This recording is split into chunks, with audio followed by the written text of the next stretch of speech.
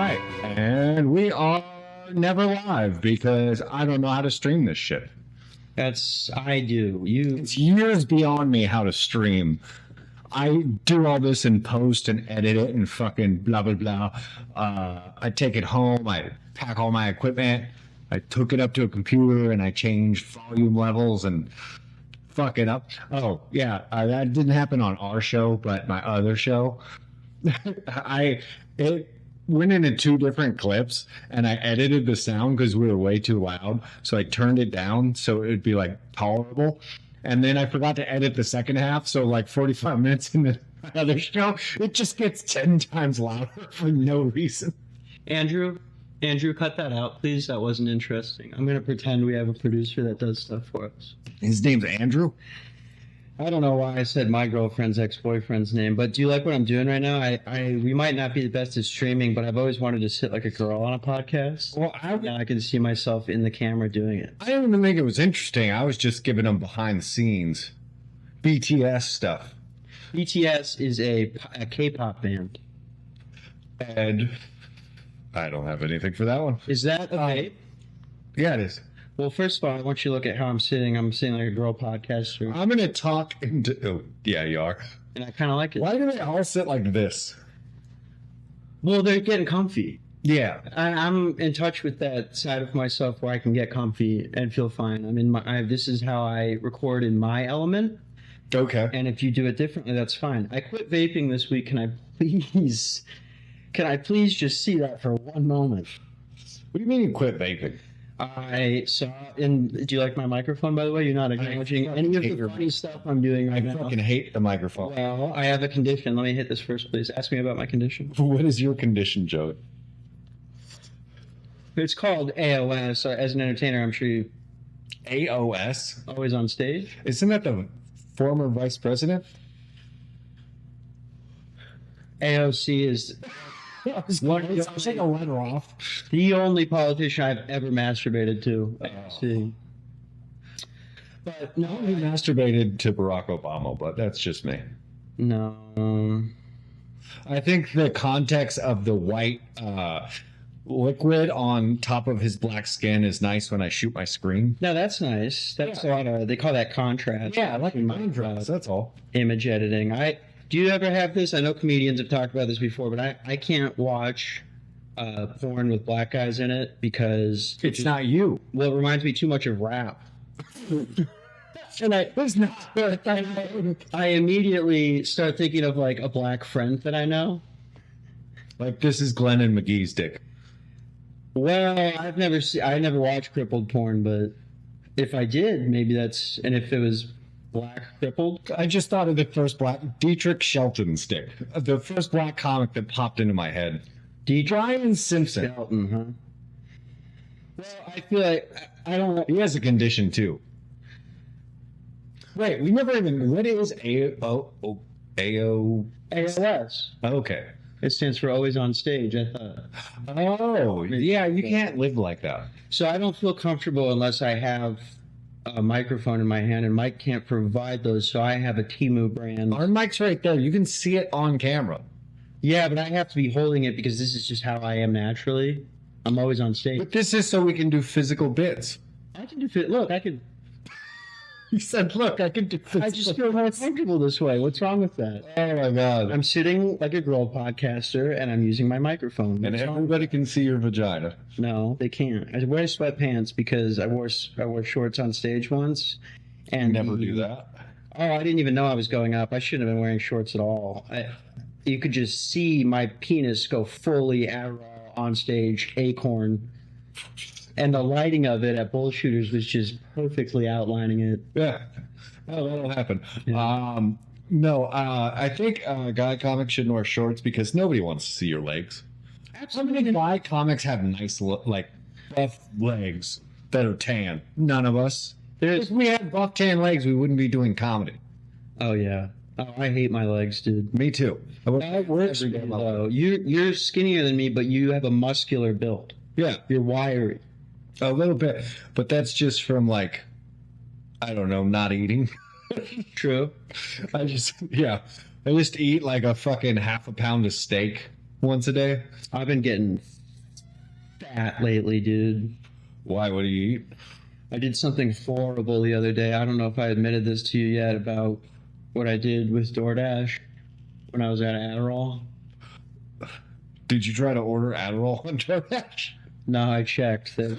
They don't sell it? They don't sell it on there. You gotta go on GoPuff. Just kidding. GoPuff has the Adderall. Dude. 10 and 20 milligram. I can't believe I did this. I'm very, very ashamed. I've never done anything like this in my life. So for anybody who takes Adderall, you know that when you stop taking it, you get incredibly hungry. Okay. You get so Yeah, that's because you haven't been eating the whole time you were on Adderall. And I've been on Adderall on and off for about 5 years of my life, but these past 3 years, I haven't really ever stopped except for the meth incident of 2004. Okay, you do remember to admitting that last week, right? Oh, yeah, I don't care about that. That wasn't the thing I'm going to read. It was like a half hour we talked about that, so now everybody knows. Don't let me forget about that. I need to renege on something. Is that the term? Can I say that? I don't even know if I can repeat what you just said. I always heard that it'll be a renege. I have to send. You said it again. You're just doubling down on it. I speak the English language, so I can. I have to send money to my. Do you ever have a friend in your life where they loaned you so much money at one point that you can never say no again? Yeah. It's fucking annoying. You were going on a go. What'd you do with GoPuff? Oh yeah. So I was talking about. I ran out of Adderall way early last month, and for anybody who takes it, you know, you get extremely hungry when you don't take it. You also get extremely tired, and I had never gotten to 4 days before where I didn't know how bad it was going to get. It got to the point where I couldn't get out of bed. I was so fucking tired. Okay. And I remember eating felt really good, so I ordered DoorDash, and half asleep, I drank an entire medium banana pudding shake, 4 chicken strips, and an order of fries. And then I was like, I'm just going to go to sleep. Tomorrow I'll wake up, have some. There was none. No. Mike, I wish that's what happened. Okay. I ate it. I was feeling sad. I'm like, I'm just going to go to bed. And I couldn't fall asleep because I hadn't gotten out of bed all day. Oh, okay, yeah. And I double dashed. You double dashed? The same order. You just hit reorder? And then I ate it in bed again, dude. Did you gain 15 pounds since our last episode? Probably since I had to take those 4 days. It was like Christ when he was buried behind that rock in the cave. He didn't have food. No, but he didn't have DoorDash. Didn't have his powers either. He had to die to obtain his magic powers. Exactly. Anyway, he's just moving rocks with his mind. That's what I feel like I can do when I get my script filled. Dude, it feels like, you know, when Charlie from Charlie and the Chocolate Factory, he goes to the candy shop and that black candy salesman sells him the golden ticket and goes, now you take that home and you don't let anybody stop you the whole way. That's what it feels like when the pharmacist. Like, I stuff tissue paper in there so nobody will hear the clinking of the pills. Everybody's just encouraging you on the streets, or you think they are. It's in your mind, but everybody's go home, Joey, go straight home. Yeah, it's fun times. I love it. Drugs are a problem, kids. They are. I got a friend in my life that they just found out his kid has what is it, dyslexia, and they want to put him on fucking Adderall for it. And it's like, dude, my cousin did that with his kid, and it just did not work. My question is, let's say 5-10 years down the road, you happen to have a kid, and he gets a script for Adderall. Are you sitting there going, one for you, one for you, one for you? You want to stay in this house? You're getting one every other day. No, I see my cousin. You got to earn your keep. My cousin likes Adderall, and then his son didn't, so he just got 15 free ones. He's like, we're taking him off of this. Yeah. Yeah. I don't think you should put kids on Adderall because it's like maybe when they're 17, if it looks like they still need it. You want them to be a productive member of society. Yeah, but children don't need to be productive members. Not here. Kimu's not here. It's in. I would tell you, I have. You know what's funny is the way you describe not having Adderall is how I just feel on a daily basis because I'm almost 40. Like that's just how I feel. Oh, dude, you need to get on Adderall. Apparently, I do. I think though I have like ADD, so I think it does the reverse of that for me. I think I just zombie out when I. Yeah, I faked the test. I don't have to fake the test. They just have to talk to me for 5 minutes. They're like, "What the fuck are you even talking about?" I'm like, "I don't know." I don't think you have it. I don't think you have ADHD. You seem. That's just me being old. That's not me. Like, if you met me when I was your age, you'd probably be like, "He needs to shut the fuck up." I feel like people are saying that about me all the time. Probably, yeah. I could see that. Just like last week. Ooh, I got to renege on some things. Will you stop saying? Name of the episode. I think that's the word. Andrew, can we look that up? RE-NIG? No, just 5 letters. RENIG. Which is, oh man, there's got to be a comic that changes his name to that black comic, obviously. But obviously, us white guys aren't allowed to. Mike, just like, there's probably a reason that when he came to me with this show idea and he wanted to have a female comedian be the third host. Because we're going to get too sexist. I know it's going to happen. Because he loves to gaslight and loves to move the goalposts. I love to gaslight. And what are you talking about? Last week, we talked about potentially me doing 30 minutes, and I said I could do 30 minutes. Oh, yeah. We get to the mic. I'm drunk as fuck. So is Mike. Get to the open mic. I mean, Mike Mees is there with me, drunk as fuck as well. And he starts telling everybody what I said on the podcast. I blame you for that. And I looked over at Michael Densmore, who I'm like slightly scared of. He's pretty big. That's not. He just has an aura about him. I don't want to use that. He's the one with cauliflower, right? Yeah. He'll You like that? He'll fuck you. That's not what I'm talking about. There's Anything with cauliflower, it will beat your ass. That's not what I'm talking about. He just has this look, like when I'm embarrassing myself, he gives me this look without saying anything. Yeah. Without saying anything, without making any emotion on his face. And I saw him look at you when you said, Joey thinks he could do a 30-minute special. And I was like, all I said was that I could do 30 minutes and survive. And he looked at me like this. I'm not kidding. So I don't think I could kill for 30 minutes. I think I could survive for 30 minutes. I could survive for 30 minutes. That's not me saying. Well, that's why I got so worked up, and that's why I need to renege. Okay. I'm looking it up. Vamps. Wow, I like this. Okay, can we Google? Yes. Oh my god. I'm afraid to say it, and I said the actual N-word on my last podcast at least 6 Holy times. fuck. It's an actual word. Give the definition. Oh, I'm sorry. Give the definition. Renege is a verb meaning to go back on a promise or agreement, or to fail a promise, or to keep a commitment. Do you know what that sounds like? It's okay, but the word is correct. It's spelled wrong. We're getting a live call from a number I don't know. Should we answer it? Yeah, for the podcast. Let's see who it is. It's probably a debt collector. All right, you are. This is Joey. You're on the Burning Bridges podcast with Mike Mees and Joey Capuana. What can I do for you?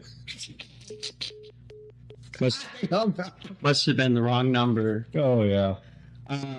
It's probably one of your ex. Oh wait, there's more here. It is a common misspelling of renege, the word derived from the Latin. Are you gonna say it? I swear to God, it says negar.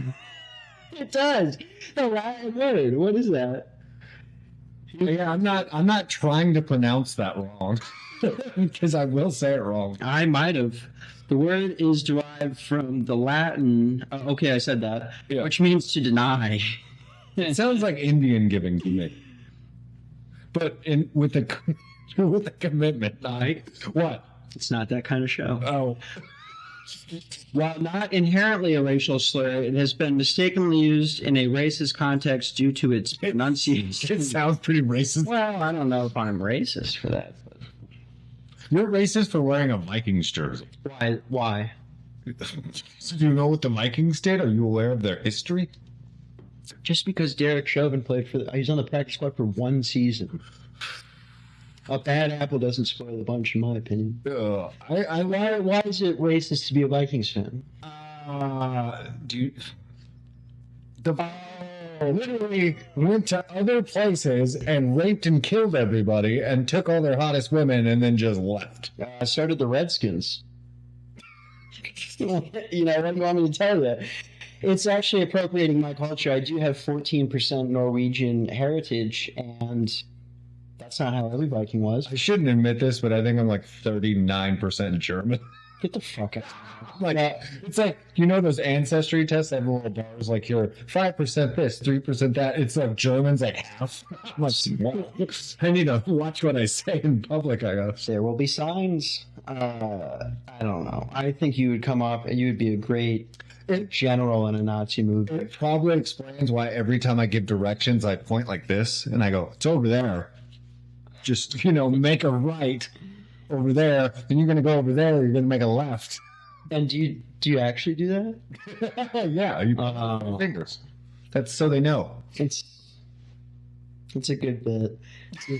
See if they notice. See if the person's freaking out. So anyway, I'm getting my Elon Musk tattoo next week. No, you're not. Oh, right on my hip, right here. It's gonna say, "Daddy Elon's gonna fix the government." No, Mike. Why? How much money are you going to spend on that? I don't have any money. Oh, you're going to get that done for My free? fucking girlfriend spends it all. God damn it. She wants. Okay, so I'll tell you this. She wants me to buy like a tattoo gun off of Amazon or wherever the fuck. I didn't even know you're allowed to do that, but apparently.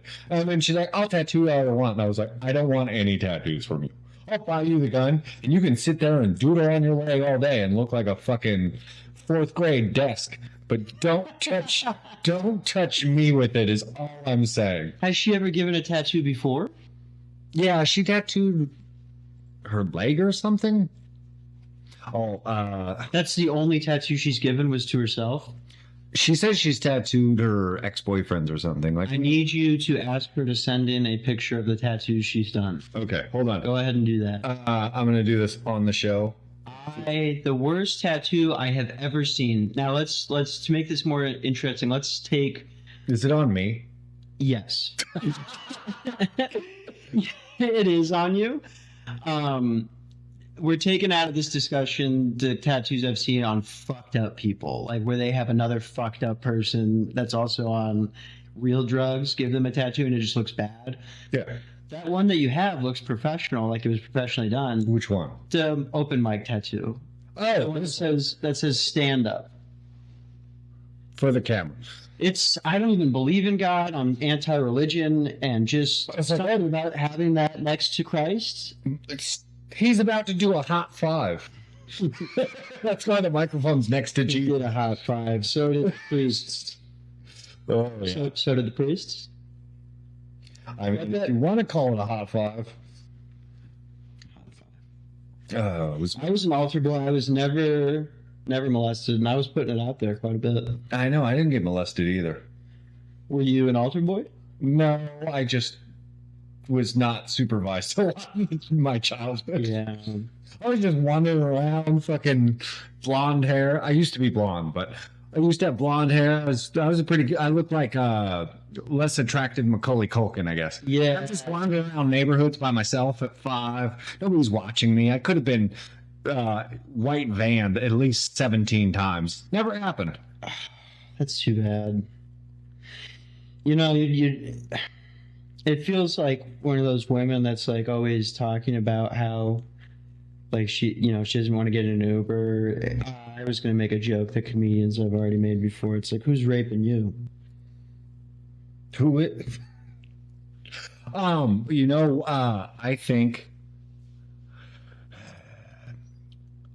I think you should definitely not go out with your dumb friends and get super obliterated at bars Yeah, that was rough. with like almost no clothes on. I'm not saying anybody should rape anybody, but I thought you were talking about me at bullshooters. no. If you have like you're like a pack, like a wolf pack of hot chicks, Yeah. and you go out wearing almost nothing and you get obliterated at bars, you and your 5 friends, you guys need to like stay in a close circle and watch each other. You can't let that one drunk friend just wander off. I've seen him do that so many times where there's like 5 of them. Yeah. And one of them breaks free from the pack and just wanders off, and she's like outside having a cigarette or something. I was like, you can't leave that girl alone. You need to watch her. Yeah, I've never understood why people want. I mean, back in the day, I enjoyed that, and I guess the girls we're talking about, like, they are at that age where you get really, really drunk. But I'm at a point in my life where it sounds like I'm trying to suck my own dick here. It doesn't even sound fun to me anymore. See, I do that, but I don't do it in public. I do that at home by myself when I'm sad. Yeah. That's when I'm getting shit-faced, is like me watching reruns of fucking, I don't know, like Breaking Bad or something at 3 in the morning. That's when I'm shit-faced. Yeah. I'm pretty coherent when I'm in public, because I know, like, I know Facebook is a thing and they can like talk about it the next day. Oh my God, I know Facebook is a thing. I know Facebook is a thing. Dude, did you see my comment on your post from last week? Yeah, hey, I just... Dude, Mike posts on his... I was trying to say something nice about you. Who posts Facebook statuses? No, Mike, I love it. It was adorable. I love you, Mike. It was adorable. But Mike I was feeling pretty good when I got home. hung out with Joey Capuana all day today. It was Had a dope-ass time or something like and it's just, that's what people used to do in 2009, and that's why it's beautiful. That's why it's... That's because I was cool in 2009. That's why I'm still living in 2009. I saw that on... because I opened Facebook accidentally. I was like, oh, I have all these friend requests. Did Mike tag me in something? Oh. I tag you in a lot of things. Oh, I'll let you know how old I fucking am. Is you posted the new flyer or whatever, or The podcast cover art. podcast logo art. Yeah, cover art. And I did not know how to share it. Mike, what are you talking about? You didn't know how to share? I was like, I'm going to put this on Facebook and Snapchat. What do you mean, though? And all that shit. I was like, how do you share it? You go on Instagram, you press the plus button. It only shared it to Instagram. Oh, yeah, okay, I get what you're I saying. couldn't share it on anything else. What, did you try? I tried for like 20 minutes. Oh my God. Yeah, me being old is a... How old is your girlfriend? 33. Wow. What? Well, no, I'm not saying anything about the age difference. I'm just saying, like, when you tell her this stuff, does it blow her fucking mind? No, we don't talk much. That's nice. We stay in separate rooms. That's how we get along. That's the fucking key, man. Oh, man. Do you remember who we all called out last week? Kind of. You were just going off every 20 minutes. You had a new bridge to burn, I guess would be an appropriate way to word it. Do we even remember who we called out? I remember, I think there was, I think I said something unnecessary about Gage Flick. I think I said... I think you sucked his dick for 20 minutes. I did, because I was scared of about what I just said. It's like the gayest version of Game of Thrones you could imagine out here. I'm kidding about that, but I do like Gage Flick. I said that sometimes I've seen him be nice to somebody that I know he doesn't like. Oh, yeah. I said I do the same thing. I don't like There's that. no reason to start conflict when you don't need to. Except right now, that's what we're going to do. But what's the definition of not need to? A bit of segue here. I mean, don't be a dick to somebody. Even if I don't like you, doesn't mean I'm going to treat you like shit. But what if they said something or did something that really bothered me? Oh, bother you? I don't know. I just fucking ignore them. And that doesn't bother me. I wish I hadn't used Gage as an example, because Gage I legitimately fucking love that guy. I just think... Have you talked to him since the episode came out? Yeah. Okay, so he doesn't hate you. All right. Dude, Mike, none of them are watching this. We have a surprising amount of views for the first episode. How many did we get? We're gonna probably hit like 75 to 100 for the first episode. Yeah, What? yeah. Shit, that- you're not. That's awesome. I was not a good expecting that. start. That's a very good start. Yeah. I No, did we not hit expect that. we hit 50 in like 4 days. That's really cool. But no, what I was saying was, yeah, people are listening, so watch your mouth. I won't, but I would say on topic burning bridges, I wanted to ask you, I kind of pre-prepared you for this a little bit. What are the big Phoenix comedy podcasts? Can you think of them? Because you know how out of touch I am. What are like the bigger local podcasts? I can think of one. bigger in terms of health problems would be Gage have a show called The Heavyweights. Okay. Which host is going to die first from a coronary? Derek, for sure. Yeah. Okay. But there's also, I would say the biggest one is Mike and I think it's Mike Densmore, Fred Rigg, and Max Montefiore Parisi. And theirs is called Asleep at the Forklift, on a Forklift, I think. Is that what it's called? Let's look it up. Have not heard of that one. Let's look it up. How do you feel about I like these people, so the Big Hair Don't Care podcast seems to Who is that? Angela and Jeff, the Tough Crowd guy. Oh, yeah. Their show seems to have some traction. Well, yeah, And I was just like, let's figure out what all the highest like viewed podcasts in Phoenix are and just start talking shit. Like, we don't really have a problem with them, but fuck them. yeah. Fuck your podcast. This one's better. That's all. I don't know. Fred Rigg. Have you ever seen? I love Mike Densmore. I like Fred Rigg most of the time. You're worried about getting beat up. Fred Rigg? No, by Michael. No, I'm not. I just like him. So I have like a weird crush on him. Okay. Not in a sexual way, just in like, and I don't like it because Mike and I started, we were even. And now he'll post a stand up clip and it gets 300 likes and I start cutting.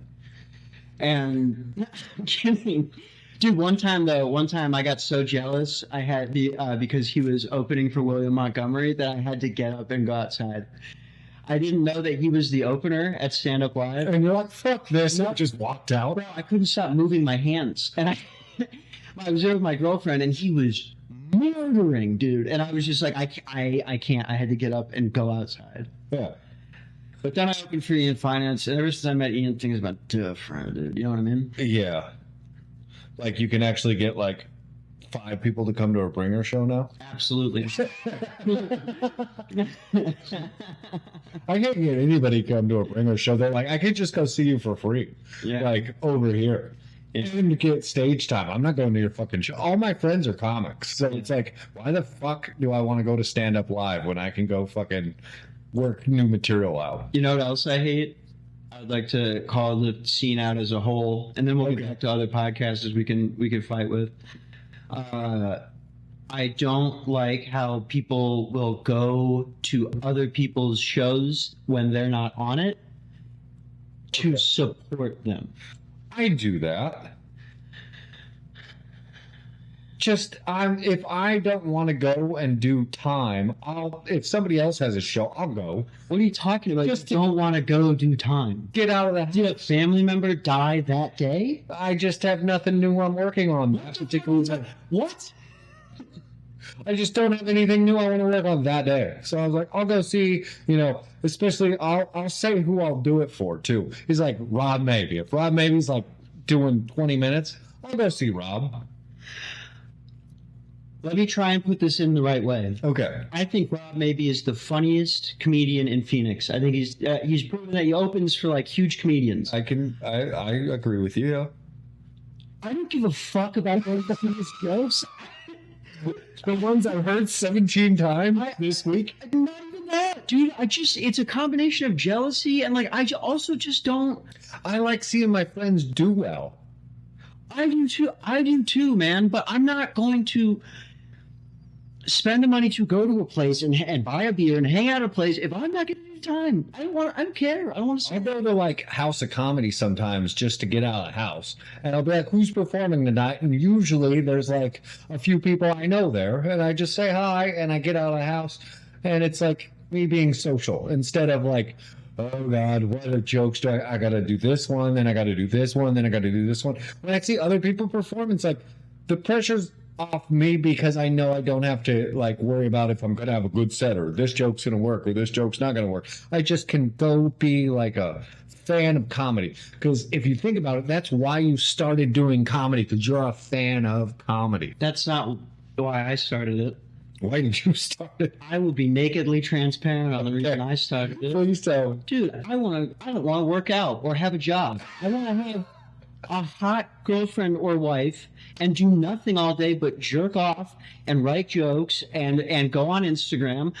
And I'm doing that for me. I'm doing that because I think I'm funny and I want to be in front of people and get attention from them laughing at me. I don't give a fuck about anybody else's jokes. I don't want to watch it. So I'm not going to pretend to just so that person will like me and maybe book me 3 months down the road. Fuck that. That's true, because when I started dating my current girlfriend, she's always been like a big comedy fan. She listens to all these comedy podcasts like fucking Bad Friends and whatever Ian Finance's fucking show is called. Being Ian. Okay, yeah. That's one of my close friends. Talk shit. Yeah, the one with fucking the Jordan girl. Yeah, Jordan Jensen. Jordan Jensen, yeah. So she listens to all that shit, and then she goes out and sees like what comedy really is at like the street level. Mm-hmm. Like the comedy we do is like local. And then she's like, "Why don't you watch any of your friends' set?" I was like, "Because I've heard that joke 35 fucking times."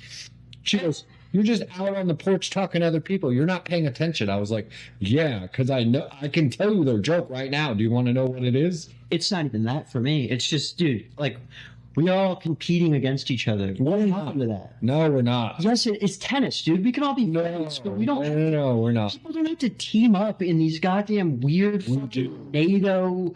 We're not going to touch these types of jokes. We don't talk shit about each other. Okay. That's not what this is supposed to be. There shouldn't be any rules in comedy. That's what I'm saying. No rules in comedy. Don't say you can't say this, you can't talk about that, you can't do this. If it's funny, fucking do it. And I believe that since I've started. But we don't need to compete against each other. That's what this is. To you? No. Are you in a competition like with the rest of the scene in your own head? Yes. Because I don't think they're in the same competition with It's me and Mees versus the world, dude. No, I don't feel like I want them to not do well. That's not what it is. It's I am just very comfortable with the fact that I'm doing this for me. That's not the Justice League. That's like working at Taco Bell and hoping like 3 of your coworkers get fired. You're like, I hope you fucking turn that chalupa. I wish them all success. But that doesn't mean I want to be worlds better than them. Want to be like, I want to be the best one.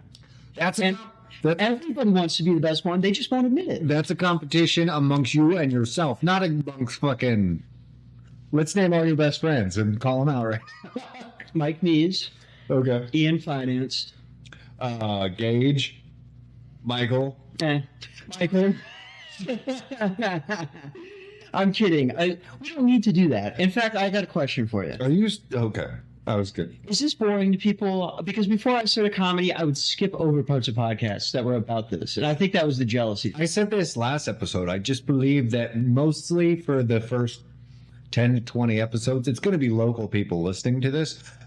Because, you know, it's who's on our friends list, who actually wants to fucking know our opinions about shit. So, for now, the people that are listening are actually going to give a shit because they know what we're referencing. Mm-hmm. I think if this catches a little steam and we start getting like 500, 600, 700 plays per episode, then we're going to need to be a little broad spectrum. But I think the first 10 episodes, staying local's fine. Broad spectrum. That's the type of ladies we were hanging out with at Barstool last week. Yeah. Yeah, they were definitely on the spectrum a little bit. I thought that deserved more, but I started through it. Yeah, you kind of stepped on your own dick on that one. Yeah. Are you talking about the one girl? Yeah, I've never seen her before. I'm not going to say her name, but I know who you're talking about. Yeah, that was wild. She kept trying to do too much contrarian stuff, and she was over the top with it. Well, that, and then like, okay, so I'm not gonna say her name. I don't remember her name. So, but yeah, I know exactly who you're talking about, and I was just like, is she aware that she's like that? Like, is she conscious of it? Oh my god, dude! You have a dead piece of skin on your lip, and it looked like a tooth was like kind of. No, my fucking lips get dry in the Yeah, so did bitch. mine. No, mine. You don't get offended. I thought you were having a medical issue. Wait till you turn 30, everything stops working. What age did you turn into 55% nose? I don't know, like fucking 12 or something. Bro, if it's Dude, you're like fucking Phineas from Phineas and Ferb. I'm not even joking. If it's windy outside, it's hard to keep my head straight. I'm sorry. What year did you stop watching Disney Channel? Honest answer, probably like 10 or 11, maybe. Okay, so that would have been what year? 1966. Yeah, whenever pussy gets involved, you stop doing. Yes, I know what you're referencing. For the camera, Are they gonna be able to see it? I don't know.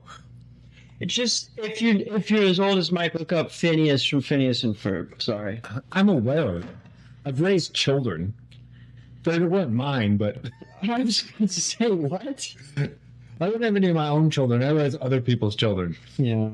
I'm out there supporting single moms raising one kid at a time. I'm on my second one. Couldn't be me. By the time I'm 50, I might be on my fourth or fifth. But Wow. you know, I start banging their mom. I put the kid through college or whatever, and then I move on to the next one. I would hate having you as a stepdad, dude. Yeah, because you got to wake me up at noon going, wake up, I need breakfast. Not even. There was this one time where I can't even remember who it was, but Derek got super offended because we didn't know them that well. Derek McDaniels. Some guy said to him, they're like, dude, if my dad was an open mic comedian, I'd fucking kill myself. He got like slightly offended. Let's stop talking about comedy, can we? We can try. What do you want to talk about? We never got on the podcast thing. I want to call out every podcast except ours. Oh. Well, I only know one. Forklift? Asleep in a Forklift. I've confirmed that's the name of it. Okay. Oh, it sounds like if we don't continue that talk, it's going to sound like it's also, you know what I was going to say. Big Hair Don't Care is one. I like them, but I will talk shit about them. Who else fucking... You know who I barely know? I don't think I've ever met him. It's fucking... This Eric Bernal dude came out of nowhere. Do you know what I'm talking about? No idea.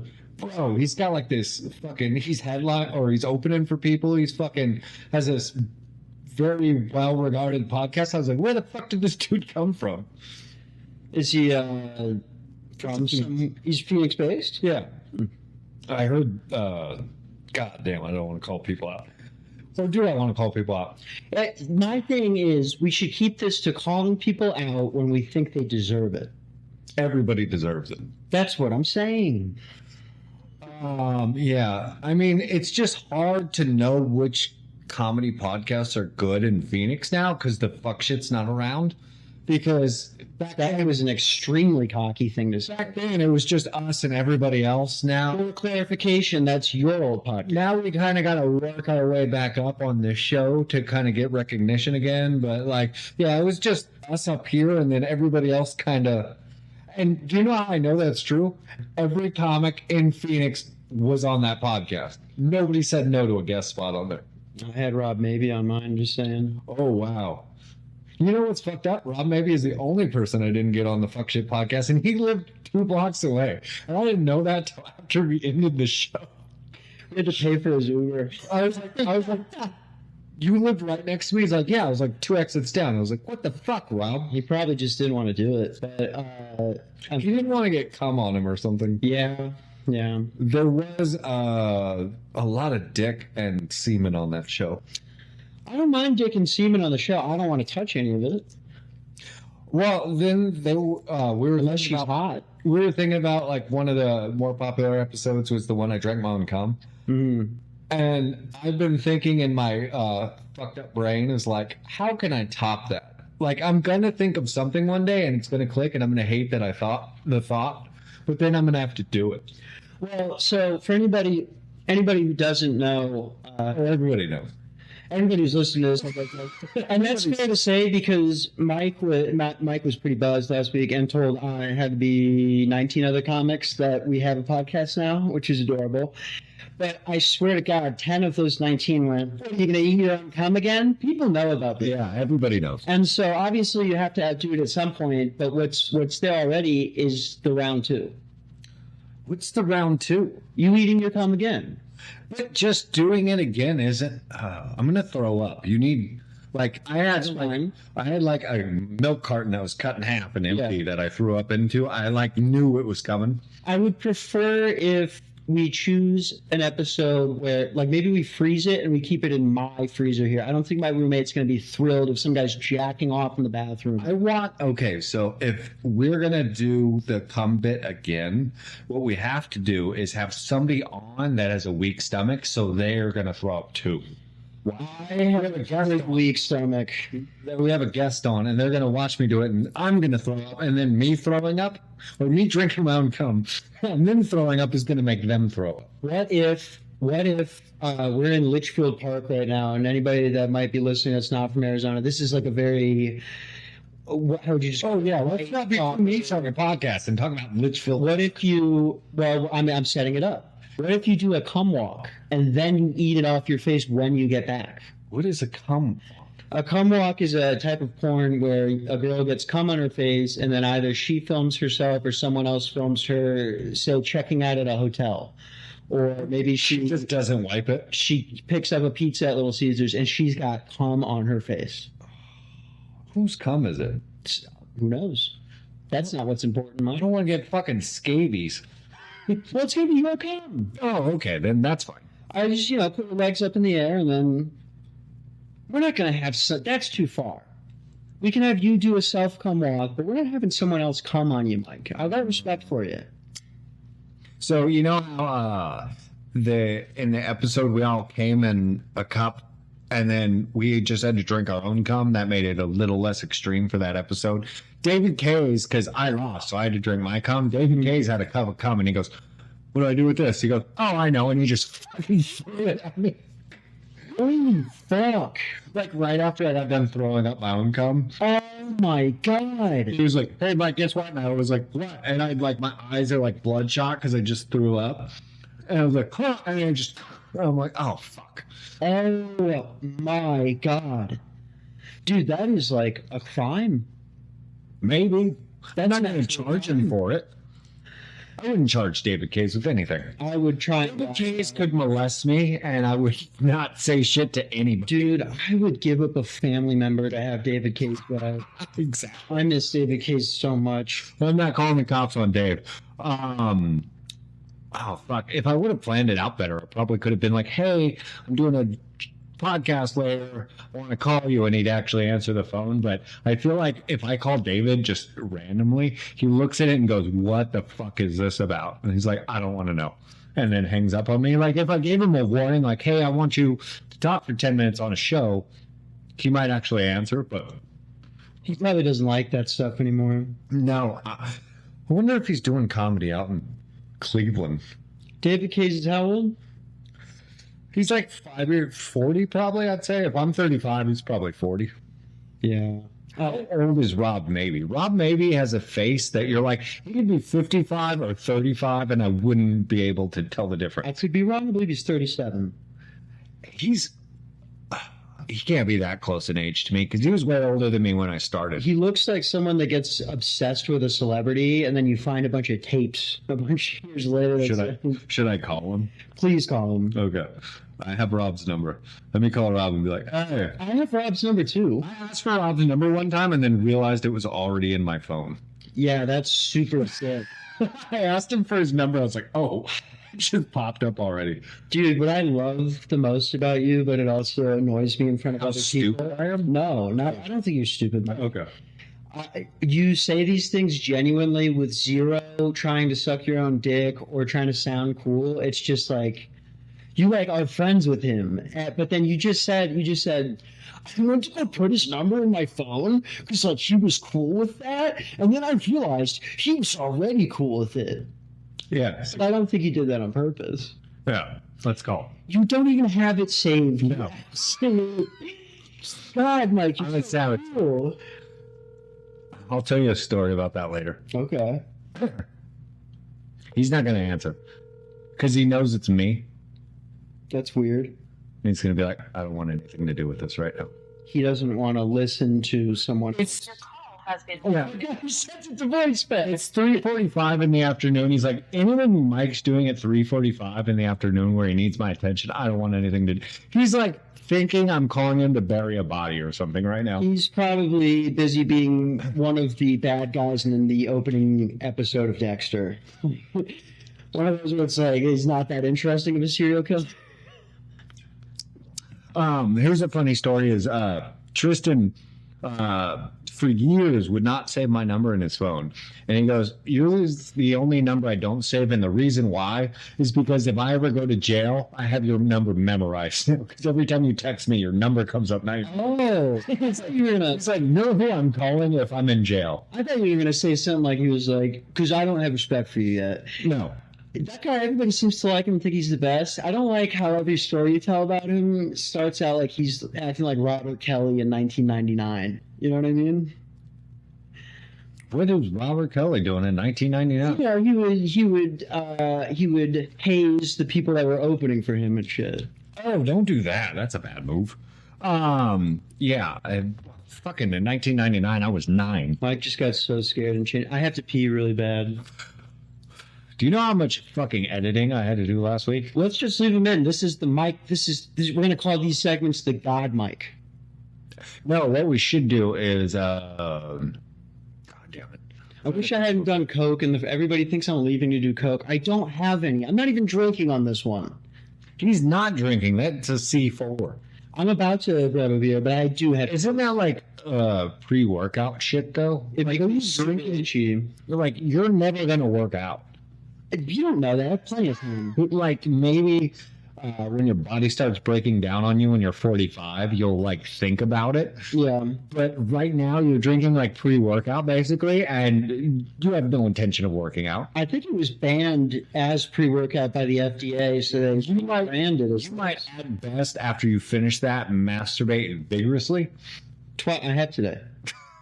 How many times did you jerk off today? Twice. Twice? Yeah. God. Actually, no, only once. Only once. See, you're in your 20s. If I jerk off at 35, I'm like out for 2 days. What's the most you've ever jerked off in one day? In one day, it's a boring answer. It's probably like 3. Mine was 7. 7. Freshman year of high school, and that was my nickname. 7. Oh, you know what? This pisses me off. You know what guys can do that I've never had the ability to do, and it fucking irritates me, is guys can like fuck a girl, come, and keep their dick hard and keep going after they come. How the fuck do you do that? That's sex addicts. Is that what that is? That happened to me the first time I came. I jerked off 3 times in a row. Fucking sorcery. I jerked off 3 times in a row the first time I came. I had to piss so bad, dude. I'm sorry. Riff? What do you want me to run material? Anyway, Joe's gonna pee. No comedian will answer my phone calls because they know I'm a psychopath, and if I'm calling them in the middle of the day, they think something's very wrong. So that's fun. So I can't get anybody on this goddamn show unless I warn them ahead of time. So anyway, I'm just gonna complain about my problems while Joey's gone. Also, you know, crippling alcoholism is a problem, and I'm not working on it, but I think it'll turn out okay. Hopefully. We'll see.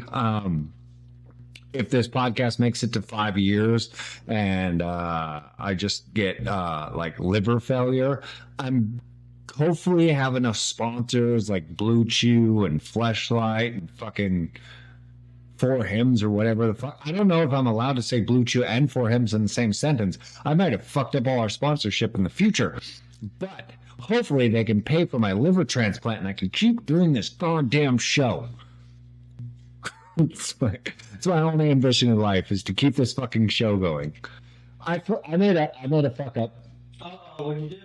I said, hopefully when my liver fails in 5 years to keep doing this show, like Blue Chew or Fair Hims will sponsor us and they'll pay for my liver transplant, but I don't think you're allowed to mention both those companies in the same sentence. I they do the same shit. You're going to make it just long enough to where we get UBI.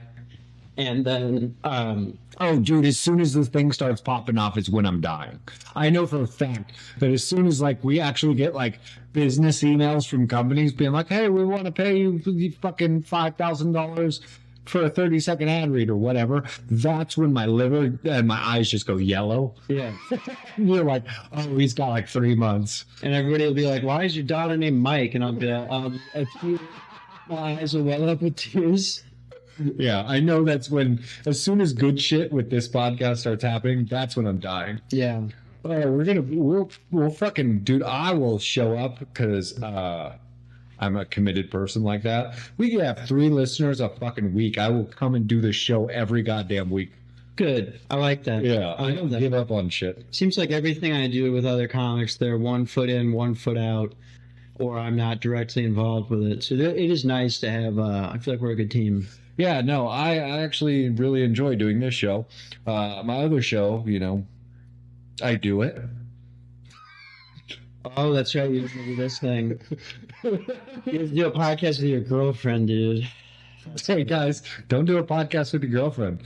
How many times has she just like brought me up random? I feel like your girlfriend likes me a little bit. We called you on the last episode. Yeah, that was probably the funniest part of the whole thing. You were like, my debit card kept buying weed right we talking about that. She goes, no, after I hung up, she goes, you should send him money. I was like, if his fucking debit card doesn't work, I could send him $1,000. Yeah. It's not going to do anything. I tried to get the guy at the front to let me Apple Cash him, and then he could just pull out some money for me at the ATM. And I was asked to leave. You're like, sir, you need to evacuate the premises. No, also, she pointed out to me, I think this morning, both my co-hosts are fucking dumb blondes. I was like, that's true. I'm pretty smart, I think. Sometimes. Occasionally. I don't know, man. I mean, I think you believe that the Adderall makes you smart. It doesn't. I don't believe that. If anything, I believe that it clouds my judgment sometimes because it makes me a little more aggressive. But at the same time, it's so much easier to work and get shit done. I don't feel as sluggish. Yeah, no, see, I'm just, minus the alcohol, I'm just kind of raw dog in life. Like, I like nicotine and alcohol. Aside from that, I just fucking, my back hurts. I'm always tired. Like, I'm just going through life like, oh my God, normal, and it sucks. Dude, I'm going to get to that point. Bro, once you hit 30, you just need to get on all the drugs they can give you. I support that. Well, once I've been learning a lot about AI, I would say I'm kind of becoming an expert in the field. And what I found out is that once we get AGI, are you familiar with AGI? No, you don't know how to post Athletic things. Greens? No, it's not athletic. Oh, that's AG1, my bad. Operated. AGI is artificial general intelligence, meaning it would be able to teach itself and learn and reason. Okay. And so they believe they introduced AI, the basic form that we have right now, at a Chinese hospital, and it was able to. Is that one where COVID came from? Not the research facility. Oh, sorry. Not the research facility. This podcast is banned in China now. It now. No, those guys. Get everybody on TikTok. I don't remember what I was talking about. AGI. So once they, I like how I'm the one that reins in the podcast topics.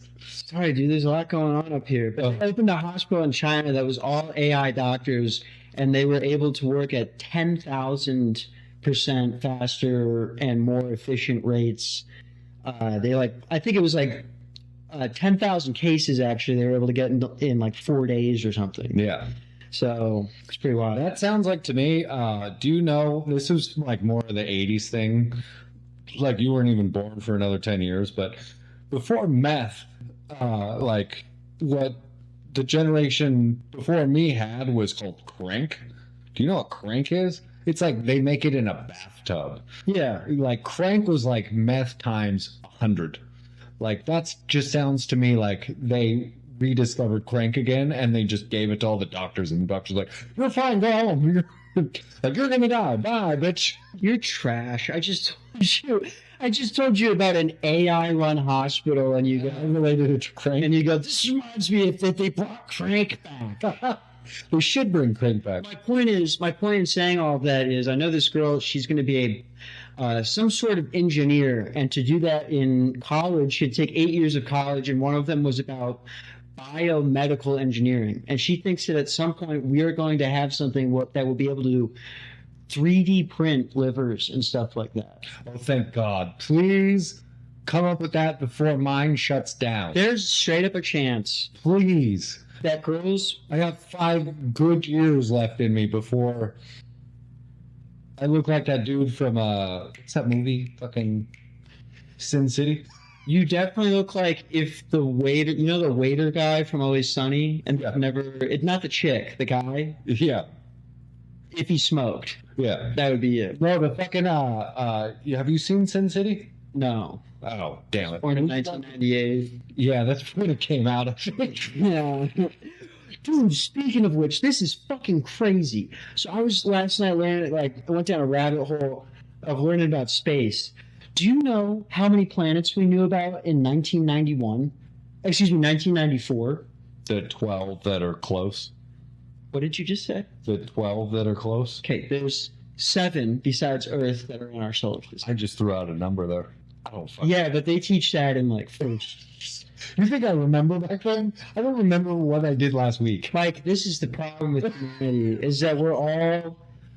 Bro, this is the stuff you're supposed to know about, all right? It's not about us. It's about the consciousness that we're doing. Okay, to be fair, you were in high school way more recently than I was. Oh, my God, that means when you were... What year did you graduate? I graduated early in 05 when I was 15. Damn it, that would have been funnier for the joke if it was 10 years earlier, because they didn't discover exoplanets. Like, they weren't able to prove them, other planets, until 1995. I feel like this is the smartest our podcast has ever been. They didn't prove that there were billions of other planets until the early 2010s. Doesn't that blow your mind? We just figured that out. So what is the jump going to be 20 years from now? What did they think was past, like, Pluto? Nothing? They thought that it was just vastness of balls of gas and like other solar systems where there might be exoplanets. So I'll try to rebound myself a little bit. I know those are stars. What? Balls of gas.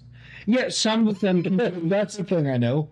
If there's giant ones, they can be that, but most of them are the sun from a solar system. Okay. Yeah. Oh, is that what we're seeing?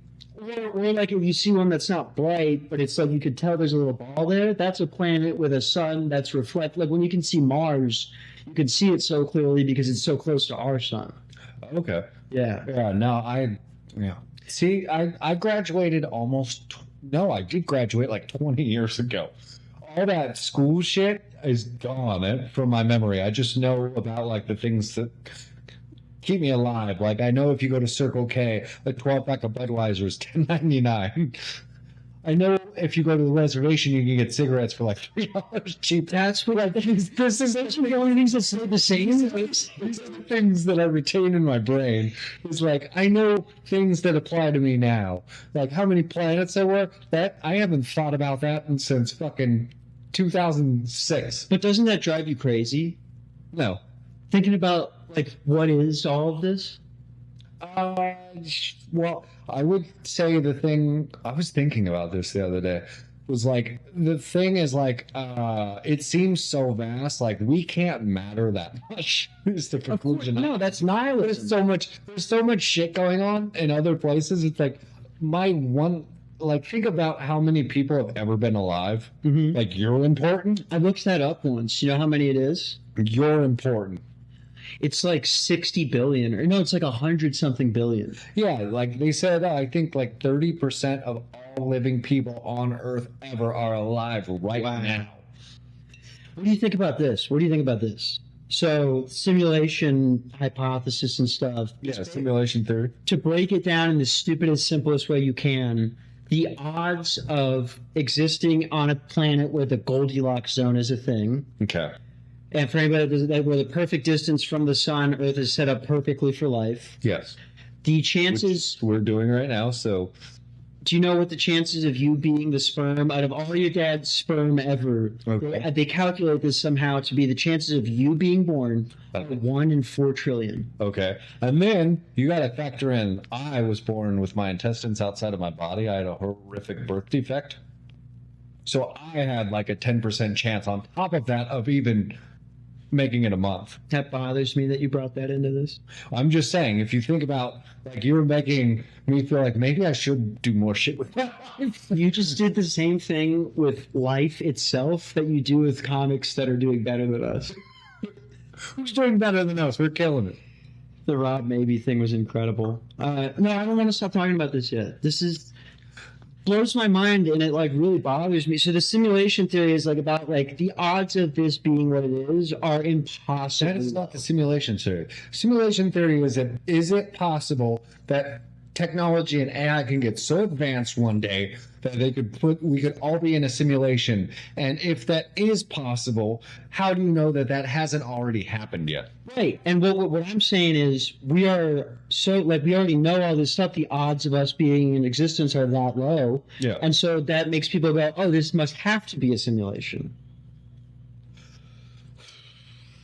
I mean, the only way I kind of relate to what you're feeling is because I feel like I've gotten away with so much like shit in my life as far as like escaping death 1 billion times since I've been alive. Sure. It's like, can I die? Like sometimes I legitimately think, like you think about this, think about how many car crashes there are, right? Every day. Right. Why am I never in any of them? Like, how come everybody's driving perfectly straight and cool on the road when I'm there, yet I see 3 cars fucking squished within an inch of the life, somebody's bloody on the side of the road, and I was like, how come that didn't happen to me? How come I got home safe? I think that's because of the number of people there are in the world, and the internet, especially Instagram, has changed my thinking on that totally. I watch 100 videos a day of somebody almost dying. You know, I've almost died a bunch of times. How many people do you know that haven't died almost a bunch of times? I think it's insane, too, that I still have all my fingers and toes. I think that All the risky shit I do every day, I was like, how the fuck am I still a whole person? Listen to this. How do I not have a leg missing at this point? So I used to work at a place called QA1, and they made drag racing. One of the best companies in America for that. My one buddy had been working there for 4 years. His name was Joel, and he was working on this one machine where you put something in there and then it chops off a piece of metal. And somehow the tip of his finger got in there and it cut off the tip of his finger. Do you know if you work for a big corporation, that's $250,000? That dude, listen to this fucking shit. They gave him $140 and 2 paid weeks vacation. Oh, wow. This guy, If you work for Safeway or something, that's like $250,000. he just accepted it too. I remember when he told me it was while we were at work using that fucking machine. Yeah. Like this guy is a coal worker from the 1800s. He's just accepted that they gave him. That probably adds up to a couple grand, and now he's missing a piece of his body. Yeah. And the fact that I still have everything attached is amazing to me. I think so too. I'm just like, how the fuck? Do you know how much risky behaviors I participate in almost every day? Or the fact, you could even go to this, how do I not have AIDS? Like, if you think about, okay, so I slept with, let's say, I'm going to ballpark it, probably 100 people. Mm-hmm. And out of those 100 people, how many people have they slept with? Now, you said AIDS and people, which are new, non-binary is being. Are you talking about guys? Have you had sex with guys? No, not yet. What about trans chicks? You ever had sex with a trans chick? I almost did one time. I have had sex with 2. I didn't know she was trans till after, though. You would not be able to tell this was not a woman. That happened to me at a mic this week. So it happened to me at Stir Crazy. And I was like, okay, I'm too drunk to drive home right now. I'm sitting there and everything's closing at Stir Crazy. And I was like, I can't drive home. I'm just not capable. You know when you're not capable of it? Yeah. I'm sitting there going, I can't do this right now. I'm sitting there and everybody's getting Ubers and stuff. And like 2 Mexican dudes and this Mexican chick just saw me. And I was sitting there and they're like, what's up? And I was like, I don't know if I have enough account or money in my account right now to even get an Uber. And I need to get home. And they go, well, we're not going to get you an Uber home, but you can come with us. We got beer and fucking come hang out with us. And I was like, sure. This is also why am I still alive? What year was this? Like 2 years ago. Oh my god! And I was at Stir Crazy. I was doing a set. Oh, so they had seen you go up. No, they did not. They'd never seen me before this. They just saw me, and That's at Westgate. That's a sketchy fucking area. Westgate. That place is known for human trafficking. and so I get in the car with them. I get in, and then the 2 Mexican dudes, we get to their place. 2 Mexican dudes go upstairs, and me and the chick are just sitting there drinking beer and stuff and talking. And eventually I like put the moves on her and blah, blah, blah. And then once I go to actually like pull her pants down and sleep with her, she's like, I need to tell you something, like blah, blah, blah. I used to be a guy. Now I'm a girl. And I was like, oh shit. And then part of my drunk brain went, wonder what that's like. Yeah, but Yeah, I didn't know the whole time. I didn't go seek it out. But then that also brings me back to the last point, is that the fact that I do shit like that and I'm always okay. I always make it. you shit like bang a trans girl. No, like I got in a car with strangers at 30 in the morning that I've never met, and I fucking went and drank with them at their house till fucking 5, 6 in the morning. And nobody fucking stole one of my kidneys. You know what I mean? It's just like everything works out for me. And that's why the simulation thing is like, I must be living in a simulation because there's no way you can have the life I have and everything just works out okay. Yeah, It's almost physically like impossible. But for some reason, I'm me. Nobody takes advantage of me. Nobody fucking da-da-da. Like, nobody kills me. Nobody gets mad. Like, how many times I get on stage and say crazy, offensive shit, and nobody's, like, shot me, which you hear about all the time, by the way. You say something somebody doesn't like, you, like, go up stage and go, yeah, fucking free Palestine or something. dude. That Jewish dude with a 9 fucking takes you out. you know what's fun about that? But it happens. Stuff like that does happen. No, it doesn't. It doesn't happen to me, though. Yeah, but what you're saying is stuff like that happens. Stuff like that happens twice a year. So it's like there's a lot of stuff that happens twice a year. People vanish into thin air 300 times a year. Dude, I'm super easy to kidnap. I weigh like 135 pounds. I'd pick me up and throw me in a van. It would be real easy. I think this type of thinking. I don't know how much of fun I'd even put up. I think this type of thinking you have is I dangerous. feel like if you picked me up and threw me in a van, I'd be like, am I getting laid right now? Dude, I weighed myself. What? I weighed myself the other day. How much do you weigh? I'm like 135. I'm 158, bro. We probably weigh. How do you weigh more than me? I feel like I'm bigger than you. No, you're definitely not. But it's because I don't have as much alcoholism. Oh. My body's not like we need to get everything out. Oh, yeah. Anyway. I shit and throw up a lot. You know what's interesting to It's me? keeping me thin. You might not even know about this, and I can't say it on the podcast. I'll tell you afterwards what it is. But I hate when they do that on podcasts. I know, but I think that people won't care as much about who it is. They'll be more interested if this is a thing. Okay. You know what an air marshal is? A U.S. air marshal. Yeah. For anybody who's retarded and doesn't know, a U.S. air marshal is a guy who goes on the plane with a gun. Nobody knows. Yeah, I saw you. Yeah, you have a tell. You have a tell. You know. Yeah. Okay. The person that oh no, I knew they're like a plane cop. Yeah, and nobody knows it's the It plane just cop. took me a minute. I got it. No one knows they have a gun. Okay. I Yeah. know 3 guys in the Phoenix open mic scene that are that guy, Oh Jesus. and only a few people know about it. How many of them have you done coke with? All of them. Oh my god, that's so funny. But those people, I see at least one of them every time I'm out, and so it does make me feel better. That's like, okay, if some guy does go for it, I got a chance at least. Okay. You know? That's funny because I know next time you get on like a Southwest, let's say you start touring, you get on a Southwest flight and you see like one of the fucking local comedians on the plane. You're like, I know you're packing right now. God bless you. So, well, actually, that person wouldn't be able to bring a gun on a plane, so it's not really a good joke that you made. But You just start fucking mean mugging all the brown guys on the plane. You're just like, I do something. I do. Do something. I know my friend has a gun over there. I'm waiting for it. I don't know if I've ever been. You ever see somebody on a plane that you can tell they're scared of a brown person? I feel like when I get on the plane, they think that's me. If there was ever going to be a white terrorist, I feel like when I get on the plane, everybody kind of like looks at me. Mike, you are the number one bad guy in a 2025 movie about terrorists. You know what's funny is I work at a pharmacy, Yeah. and anytime we're like 5 pills short on a controlled substance like Xanax or Percocet or something, everybody starts looking at me weird. I'm like, I didn't do it, guys. Yeah, I was doing a little bit of research on that, and I found out that the DEA measures every single they call them precursors. I know things. No, yeah. They measure every precursor that is produced in the United States down to the gram. So what I have to do let's say I'm at work, I have to count out 30 Xanax pills. I count out 30.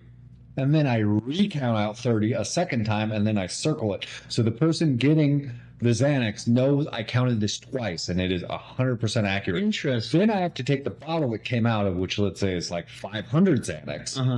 And I have to make sure that the last number that was weighed out and the new number is exactly 30 apart. And if it is 31 or 29 apart, we have to start doing some investigating. Yeah.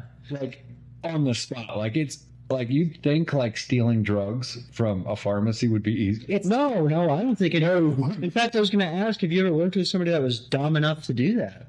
I have not, but I've replaced people Oh my God. that have done that. And here's the fun part. If you get arrested for stealing prescription pills that are controlled substances, they don't call the cops. They call the DEA. They call the government. The government they say, I'll tell you how it goes down. What's up, boys? So let's say you're working at a pharmacy and you steal some Xanax, some Percocet, whatever you steal. You'll come into work after they have you on camera doing it, and they'll say, hey, the manager needs to talk to you about some shit in his office. Like, go up to the front, talk to the manager. And you'll be like, okay. And you'll walk in, and you'll be like, okay, well, the manager probably, like, I missed a punch in or punch out on my time clock, thinking everything's fine. You open the door, and there's like 4 fucking federal agents in there, and they get you. I mean, you'd have to be retarded to not know that, I feel like. Yeah, but they do it all the time. That's why I could never work I've replaced like that. I've replaced 2 people that have done that. I couldn't be around it ever. That would be really hard. I had a coworker too. I worked at CVS a while ago, and you know what she would do? This wasn't stealing pills, and I won't say her name, but she wasn't stealing pills. What she'd do is she'd punch out after her shift, and she'd go into the wine aisle and grab a bottle of wine and walk out with it every time she worked. Oh, I do that still.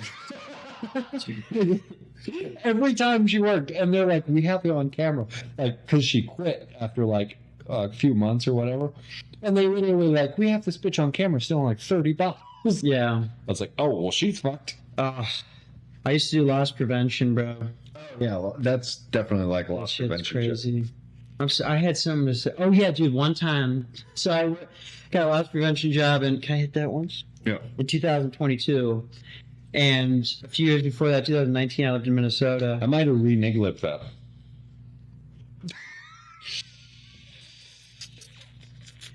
Mike,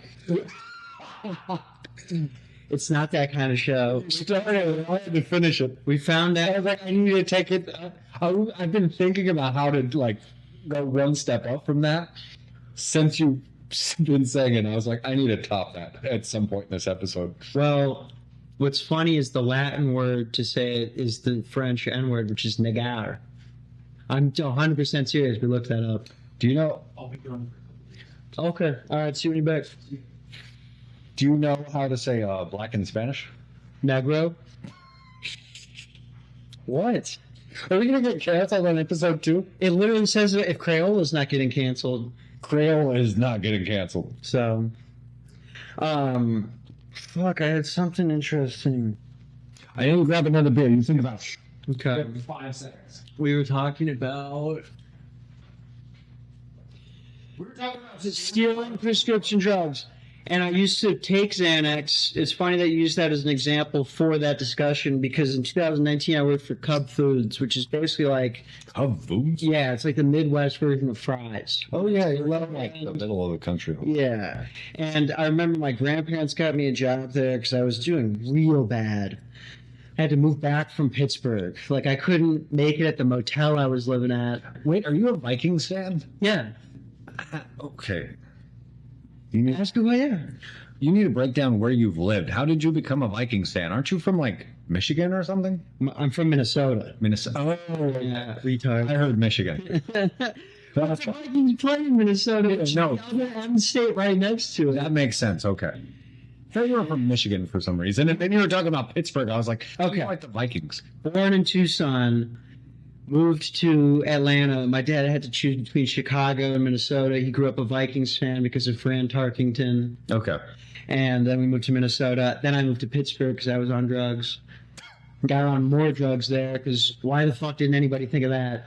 Yeah. Back to What Minnesota. else do you do in Pittsburgh except drugs? For real. Ugh. Dude, I was rough out there. Anyway, when I moved back to Minnesota, I got a job at Cub Foods. My grandparents got me a job. They knew every person that worked there. And I was on Zans on like my 5th shift ever and decided to steal a 6-pack of beer. Yeah. I thought I was being so slick. I drank the whole thing on my break in the bathroom stall. Yeah. And I saw somebody in there. Like, I heard somebody open the door and not leave. I was like, that's weird. I finished the last one and I go to walk out. And my boss is just sitting there. I got an empty 6-pack of beers. Oh. I was like, fuck, dude.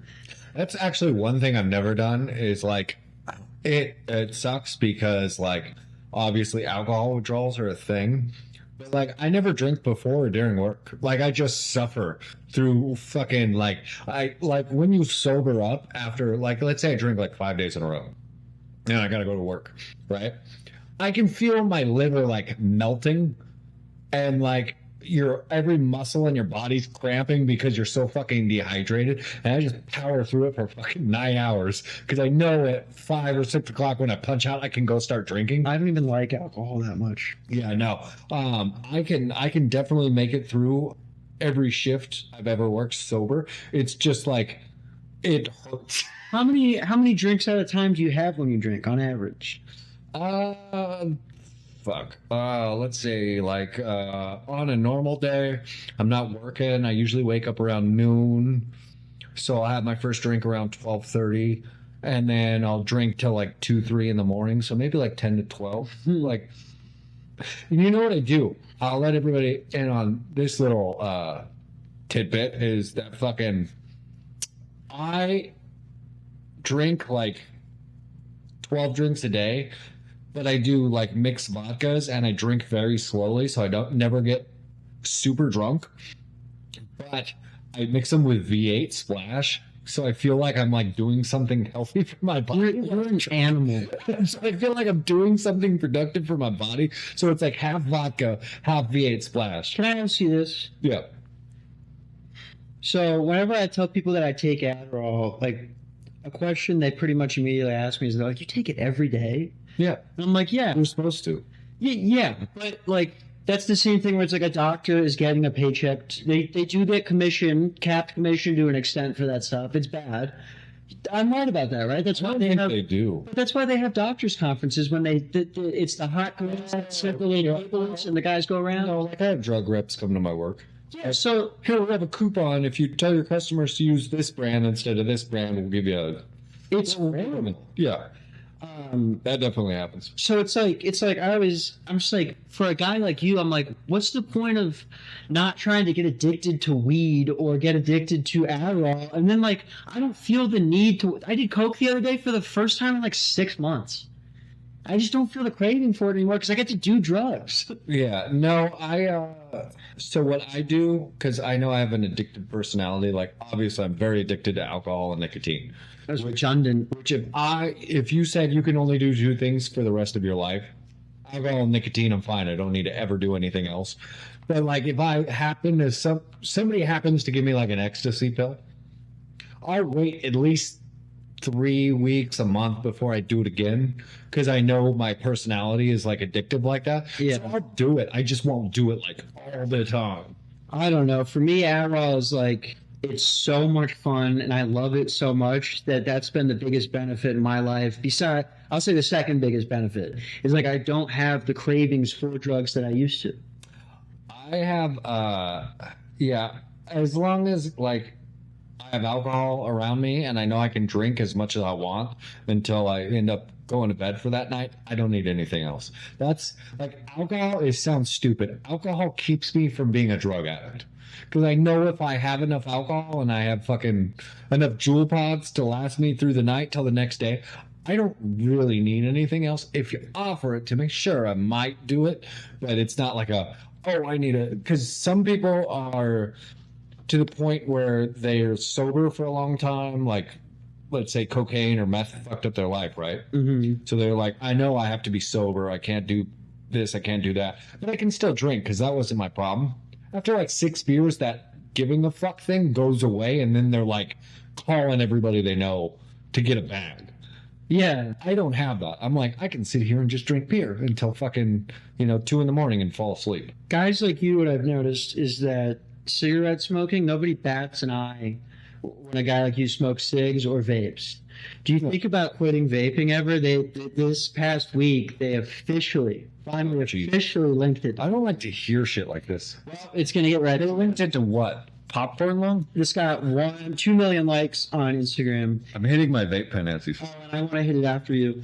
Experts say that flavored e-cigarettes can cause irreversible lung damage. A U.S. team developed popcorn lung after secretly vaping for 3 years, a permanent life-altering disease, officially known as bronchotilius obliterans. Wow, that sounds like a transformer. Yeah. The condition scars the lungs' tiniest airways, causing chronic coughing, wheezing, fatigue, and breathlessness. Although once associated with direct exposure in popcorn factories, today's concern on the wide array of chemicals found in e-cigarette vapors, blah, blah, blah, blah, blah. So why that doesn't worry me is because for the last 20 years before I started vaping, I was smoking, and that's lung cancer, and you just die. It's not like, oh, I can't breathe good. It's like, you're dead. Do you think this might be, you always hear people who don't vape, they love to go, well, we don't know about it yet. It could be worse than cigarettes. Do you believe that in any way, even 1%? No, and the reason why is because I haven't been doing it the last year. I kind of slacked off, but a year ago, I would run a mile before I lift weights back when I was in shape. Wow. And I would run a mile on a treadmill every day because I didn't need to lose weight, so I didn't need to fucking do a half hour on a treadmill. I just needed to get my blood flowing and my heart like pumping, right? To get the blood flow to my muscles and shit when I'm actually lifting.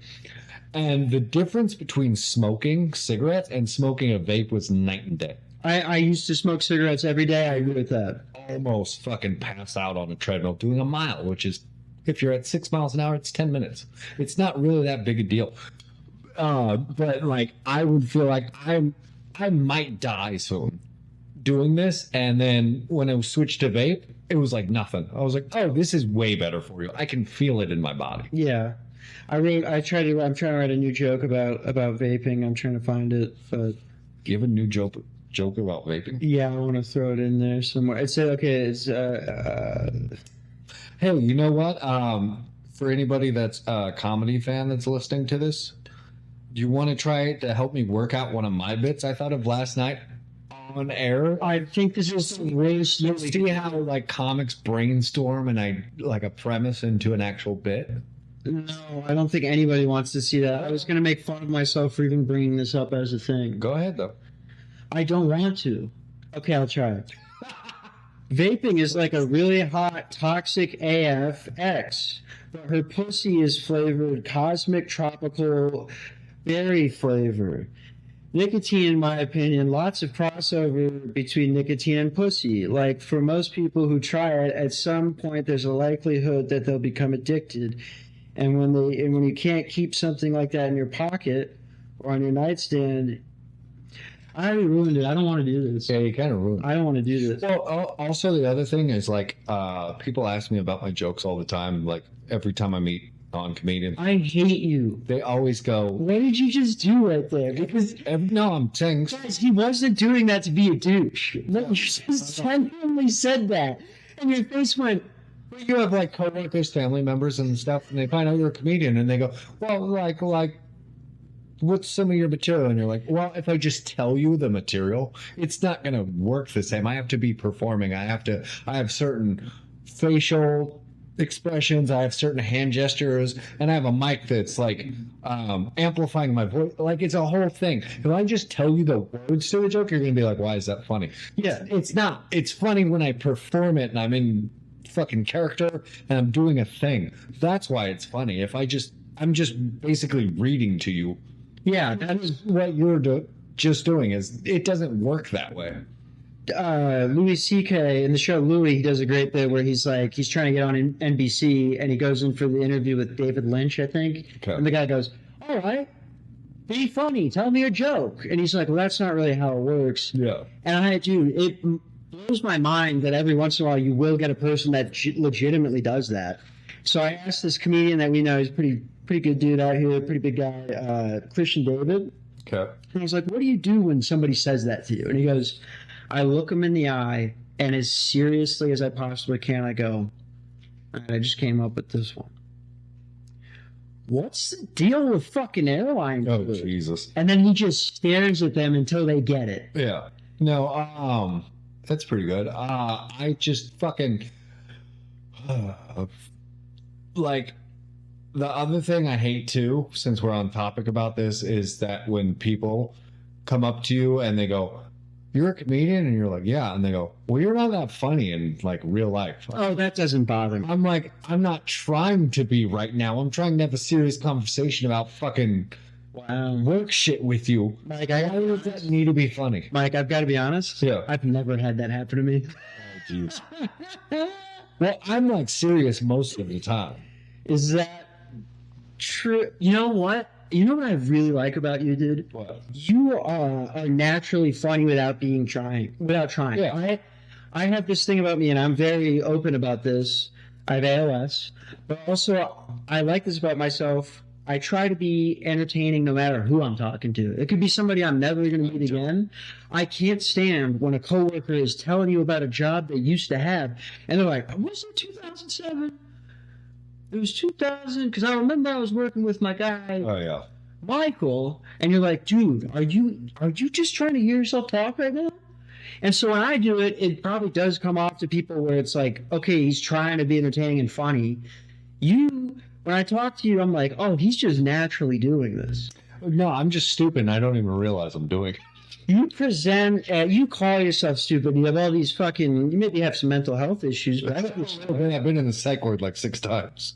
yeah, you've got to be pretty smart, I think, to have your job at least. Yeah. Okay. Have you ever been in the psych ward? No. Do you want me to explain what a psych ward's like to you? Yes. So Celia called. Oh, apparently one time I posted shit that was too sad on Facebook, and all of a sudden there were cops at my fucking door. This was the time Celia called them? Celia called. So this would have been the most previous time, about 6 months ago? Not 6 months ago, maybe a year ago. A year ago?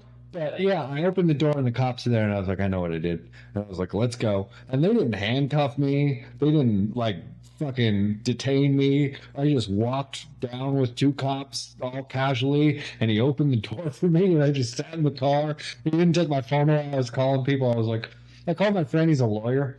His name's Tyler. Shout out Tyler. And I called him. And I was like, Tyler, you're a lawyer? And he goes, yeah. And I was like, I'm in the back of a cop car. Should I shut the fuck up right now? And he goes, you mean like exactly what you're not doing right now? And I'm, yeah, I just want to make sure I don't get in any trouble. I think he's taking me to a psych ward, but I'm not sure. He hasn't said much. So you're losing your mind. Yeah, and fucking Tyler's like, how about you get off the fucking phone right now? Okay, before you go any further, I need to ask you about this because, dude, I swear to God this happened. I couldn't have just imagined this. I hadn't seen you in like 6 months, and we were I at... was only in there for 3 days. I know, but I hadn't seen you in forever. I don't know how long it had been since I'd seen you, but we had an open mic. I'm ordering a beer at the bar, and Mike comes back, and I go, I was just trying to be funny. I didn't want to ask him, are you okay? Like every other faggot we know. Oh, yeah. I go, where were you? I heard you got raped or something like that. And you go, Mike, I swear you said this. You're like, I was in the psych ward for trying to slit my wrists. Yeah. Well, you left that part out of the story. Well, yeah, that's what I posted on Facebook. No, do you get what you just said? You just said, I posted something too sad on Facebook, and I guess that gives Sully a reason to call the... It was my bloody wrist. But the point was I went to the psych ward and fucking, they just calmly walked me down into the car. He opened the door for me, said, watch your head. It wasn't like a thing. And then I got put in the psych ward. And basically the psych ward is you go into this unmarked building, basically, and there's no fucking windows.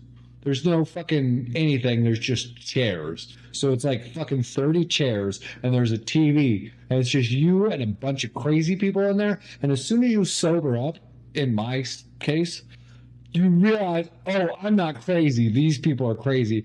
There was a 20-something-year-old black dude, and he was just pacing around all the chairs, right? And he's pacing, and he's pacing, and he's pacing. And I hadn't said shit because I just want to get the fuck out of there. I know. I'm like, as soon as I sober up, I'll talk to like a therapist or a doctor, and they'll be like, oh, he's not crazy. He just drank too much outside. So I'm waiting for that, so I don't say shit to anybody. And this black dude on like his 35th lap or something like that stops at me, and I look at him, and he looks at me, and he goes, hey, are we cool? And I was like, yeah, we're fine. He goes, hey, man, you haven't said anything to me. You've been here like 12 hours. And I was like, I'm just waiting to get the fuck out of here. And he goes, well, hey, I'm going to be sitting over there. If you want to watch the movie with me, come sit down. I'd like to talk to you. And I was like, all right. And then he just started fucking pacing and talking to himself. Yeah. I was like, okay. I'm like, okay, maybe I'm not crazy. I just need to get the fuck out of here. And a funnier story, that same trip is I had a gun in my house. My handgun was in my house, and they're like, I was like a danger to myself or whatever at this point. And they're like, we will release you after 48 hours instead of 72 hours if somebody agrees to just remove the gun from your house and give you a ride home. And so I called my mom. And I called my mom, and I was like, Mom, they'll let me out a day early if you just promise to pick me up, drive me, and that you'll tell this nice nurse lady that you'll take the gun out of my house when you drop me off. And good mother goes, click. Okay, this is what happened. My mom goes, leave him, and hangs up. And the nurse looked at me and went, I don't think she's coming. Like a fucking CBS sitcom. She was just like, I'll leave him, and fucking... I don't think she coming, sweetie pie. Yeah, and I just sat back down and did another fucking 24 hours in there. That reminds me of a story about the guy who got me set up at this place. Okay. So I'm putting you on the spot here. It might be tough to remember on the spot, but what's the craziest nickname you've ever been given that stuck? Melrose Mike is stuck for a while. What's Melrose Mike? Do you not know about the Melrose District in Phoenix? I know of that. I don't know what relation you have to that. That's why they call me Melrose Mike. Dude. Everybody is 98% sure I am gay. Mm-hmm. Never did any gay shit. I fucked 100 women. I could not be less gay. You said you almost got AIDS and described the 100 people you slept with as they. They, them, yeah. Well, one of them was trans, so I guess it counts. But no, I've only done shit with women, minus the one time. And then I couldn't be more straight, but everybody just assumed, because I crossed my legs and my hands are a little flippy. I couldn't be more straight. I couldn't be more straight, I swear to God. But yeah, the first year in comedy, everybody started calling me Melrose Mike because we... Oh, got it. We would do Quail Lounge and Boycott, and it was in the Melrose District, but it was 2 mics on Wednesday night, and you could do like a spot at Quail Lounge if you were top like 10, 15, and walk across the street to Boycott, which was a lesbian bar, and then do another 5 minutes. So just the sign was there, and everybody, I would say Ponciano probably turned the coin. But then he posted something about calling me Melrose Mike and like making me take a picture by the sign as a joke. I was drunk, so I was really like an idiot. And then he posted it, and it's the Melrose sign above my head, and it just stuck for years. I actually saw a post from Ponciano that called me Melrose Mike, and then a bunch of people commenting under it. Oh, I forgot about that, so it might be coming back. I got a feeling there's more behind that nickname. Anyway, No. the story you told before that reminded me of the craziest nickname I've ever gotten, which was Fentanyl Joey. Because my one buddy, Patrick, and Royce was there for this too. So this was the first time I ever met Royce. That's my roommate. This is his house. And he was with Patrick to pick me up for an open mic a couple weeks after me and Patrick met about a couple of years ago. Okay. And I had a weed pen that I bought from some guy at work. And it had fentanyl in it. We found that out because Patrick got way too high off of one hit and almost killed us on the way there. Yeah, that'll happen. Then I remember he was dressed in a full suit. This was like July, and he was doing Rodney Dangerfield. I think he goes, "Nobody gives me a respect." Oh, Jesus. He was doing that as part of his act. He was so sweaty, and we almost crashed. Anyway, the next day I don't hear from him. I don't hear from him for like 2 or 3 more days, and then he calls me crying because he was in the psych ward, and he got in a fist fight with his dad. Okay. So they take him there and they immediately give him a blood test or a piss test or something. And it's the same thing where it's like, we'll hold you for 48 hours if you're pissing clean, but we have to hold you for 5 days if you pissed. No, yeah. Step 1 to psych ward is piss test. Yep. And he pissed fentanyl. And he's like, I've never done fentanyl in my fucking life. Well, now you guys are lying. So he's having a mental breakdown. Like these guys, he's like, sure, he's never done it. And then he remembers he hits the car and he tells his mom, and his mom hated me forever. Yeah. Yeah, so the nickname was Fentanyl Joey. Bro, that reminds me of a story. We used to, when I was a teenager, as soon as you turn 18, you can rent a hotel room. That's something you find out right away if you party all the time like I did. So you get some girls, you all live at your parents' house, you're all like 19 or whatever. And so we're like, well, if I have $60, I could just rent a hotel room for the night. So we rented a hotel room. We used to do it all the time whenever we knew we were hooking up with girls. And so one time I get a hotel room with my friend Jordan, and we were with some girls, and then we're checking out the next day. And there was some obviously hookers. You know what if you see a hooker, you know that's a hooker. Yeah. So there's hookers, and they have a weed pipe, and they're smoking weed. And my dumbass friend Jordan sees them, and he looks at them, and he goes, "Hey, can I hit that?" Oh. And he hits it. And I was like, okay, and I didn't think anything of it. We fucking checked out. We get in the car. I drop him off at his house. We drop the girls off. I go back home. And then a day goes by, right? Yeah. And then all of a sudden, I get a phone call from him, and I answer the call, and he goes, "Hey." And I was like, "What's up?" And he goes, "Remember I smoked weed with those hookers yesterday?" And I was like, "Yeah." He goes, "I don't think that was just weed. I'm mowing my lawn for 3 hours right now. I think there might have been meth in there." And I was like, Oh. yeah, I was like, yeah, there was probably meth in there. He's like, "I haven't slept since like yesterday.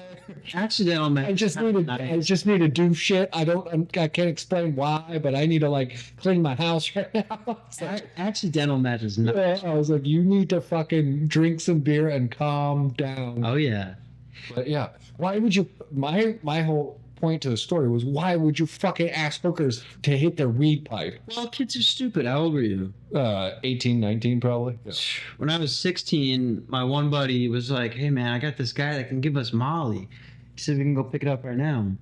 And we were 16, so we didn't think it was sketchy at all. This is on Black Friday. This guy goes, Kids are so dumb. "I got these lines cut up for you. You just got to do it in here, man. Sorry, it's just like a precaution I take." And we were I like, think you do lines of Molly, by the way. "No." We used to make a joke. Capsule. Whenever we did it since then, we would go, "And remember, kids, you don't snort your Molly." No. And we snorted it, and it was this burn right here in my face that I was like, "Oh." Like it felt like glass was in my face. Yeah. I blacked out, woke up in a neighborhood in my hometown that I'd never been to before in the cul-de-sac, next to a freeway, with an extendo blunt half rolled in my hand, and $500 worth of stolen clothes. Yeah, dude. And I was like, what the fuck? Oh, you must have been fresh as fuck the next day. You had a new fit and everything. Oh man, I gave it all. It was all Christmas presents. I did a nice thing on that. Black Friday, we go to the outlet mall. My buddy tells me the next day, he goes, there was a security guard following us for the entire time. The hardest part is I can't imagine you having $500 cash on you Oh, at bro. any point in your life. The most money I've ever had at one time was $6,000. I spent it all on Chipotle and weed. The whole thing. I'm like 10 grand in debt right now because I couldn't get out of that lifestyle. I used to go to the Hillstone across from where I worked as a concierge, and I had to wear a suit. And I would go there for lunch before my 3 o'clock shift and get $25 worth of sushi and 2 drinks. And I would pretend to be rich. I would walk through Merrill Lynch to get there, and I lost all my money. I quit a job. I took a pharmacy job that was, House of Comedy? Yeah. Do you know how, like, those are 2-story buildings? Mm-hmm. So apparently there's businesses up there. So I took a job, and it was one of the businesses that was above House of Comedy. Oh, my God. And I remember getting off work all the time and just walking down and seeing, like, fucking Rob and people like that, or all the club comics every night when I got off work, and I was like, I can't live like this. That's like, that's Good time. Every night I get off work, I just walk downstairs and like 4 of my friends are just hanging out, and I was like, I guess we're fucking drinking at House of Comedy tomorrow morning. I meant like getting off of work and walking past my friends who are getting shots at a club would make me want to kill myself. Go hang out with them every night. I had to quit that job. I was like, I'm never gonna fucking do my own gigs because there's no way I can walk down, see a bunch of people I know, and not like stop and hang out with them. Like, I'm never gonna get on stage myself again unless they give me guest spots. We are 2 very different people, man. Yeah, that's That would fine. drive me nuts. I gotta piss again. Okay. I don't really have a rant this time. I kind of had one. I'll give you something to rant about. Okay. Okay. I'll do like whenever you take a piss break, I'll do like a Tim Dillon thing where it's just me fucking Yeah. being wild. We're gonna call it the God Mic. Okay. And on this rendition of the God Mic, I want you to talk about the vastness of the desert. Tim Dillon actually talks about that a lot. I love when he talks about this. Vastness of the desert. There's something about Arizona that has a weird vibe to it. Okay. And I was recording my show. Shout out to Joey Hates Everything. Go like and subscribe, please. But I was doing it from a field, so no one would hear me yelling about the Jews in my parents' backyard. Yeah. And I felt weird, man. Saw some skinwalkers. All right. So I am gonna try to riff for 3 minutes. How long do you piss for? About 2. 2? It's a pretty good stream. I have an enlarged pussy, so it takes longer to come out. I have an enlarged prostate, but I'm fucking old. Anyway, let's see. The vastness of the desert. Oh, the vastness of the desert. If you ever make a wrong turn and you didn't put fucking gas in your car because you're a cheap bitch and you only put in $10 at a time, you get stuck out there. Now you need to come up with a plan B. You need to figure out a way until people can find you, like maybe a stray helicopter goes by, or maybe somebody happens to be four-wheeling or illegally shooting guns because they're rednecks and they can't pay a $15 fucking fee to go to the shooting range. They just want to shoot 12-gauge buckshot into the side of a fucking mountain out in the desert. Also, don't shoot swallow. I think that's a felony. But if you ever get stuck out there and you start wandering, you just fucking go north. Let's say north. I don't know which way you should go, but let's say it's north. You start going fucking north, right? And you just keep fucking walking. And let's hope you have a half-drinking fucking Aquafina in your cup holder that's the temperature of the sun, but at least it'll get you through until you find a fucking Mobile One or something of substance, and you can buy a Snickers bar and keep going until you find a fucking payphone. And you can dial 1-800. Is 1-800 collect still a thing? I don't know what that is. God damn it, I'm old. You find a fucking 1-800 collect, and if you can't, you fucking you get a stick. You get a stick and you sharpen it for 2 hours. It's going to use a lot of energy, right? You got to use a lot of energy sharpening that fucking stick. But maybe you can find a lizard and you just fucking stab that lizard, and that's going to be your nutrients until you can find fucking civilization again. And you stab that lizard. You just leave it on that stick. It's like 115 degrees out right now. So maybe if you leave it there for about 2 hours, it'll dry out enough that it'll be edible. You'll have lizard jerky. And hopefully that can get you to like Peoria or Surprise or Litchfield Park or something. You can get back to civilization and make it. But those are my survival trips for being in the vast desert. I want my new nickname to be the boat because you're drowning without me. This is for you. I need to take a hit of weed. No, I just word vomited for fucking 5 minutes while you peed. Okay. I don't know if any of that was funny or interesting. I just wanted to fucking talk for 5 minutes straight without breathing. I'm back here. I'm still on the pod. I'm a little lightheaded. Anyway, so where are we at? We're about hour 45. I think we should keep them around 2:15. Yeah. Seems like a good number. Because it was a pain in my dick to edit, we're just gonna keep the fucking piss breaks in now, I guess. I say. Actually, just breathe weed out in the house. Fuck. Oh, also, when I came in here, it smelled like weed. Really? Yeah. Really? Yeah. That's not good. That's not good at all. I smoke in my bathroom, and like my roommate and I have never talked about it. What the fuck did my vape? My glass is. We'll find it later. You ever see a girl lose a vape? Dude, my girlfriend pulled over one time because we.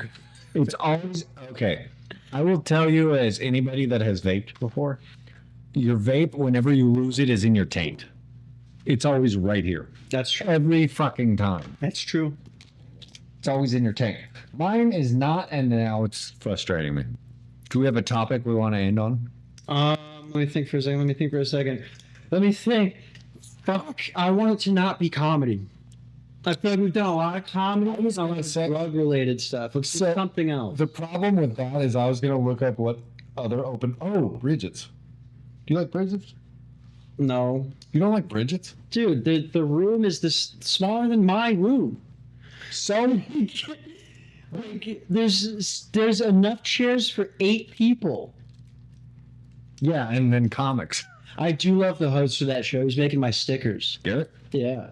He's a good dude. Good dude. I absolutely ate a fat cock the one time I did that place, so Oh, so you ate shit and then blame the audience or something? yeah.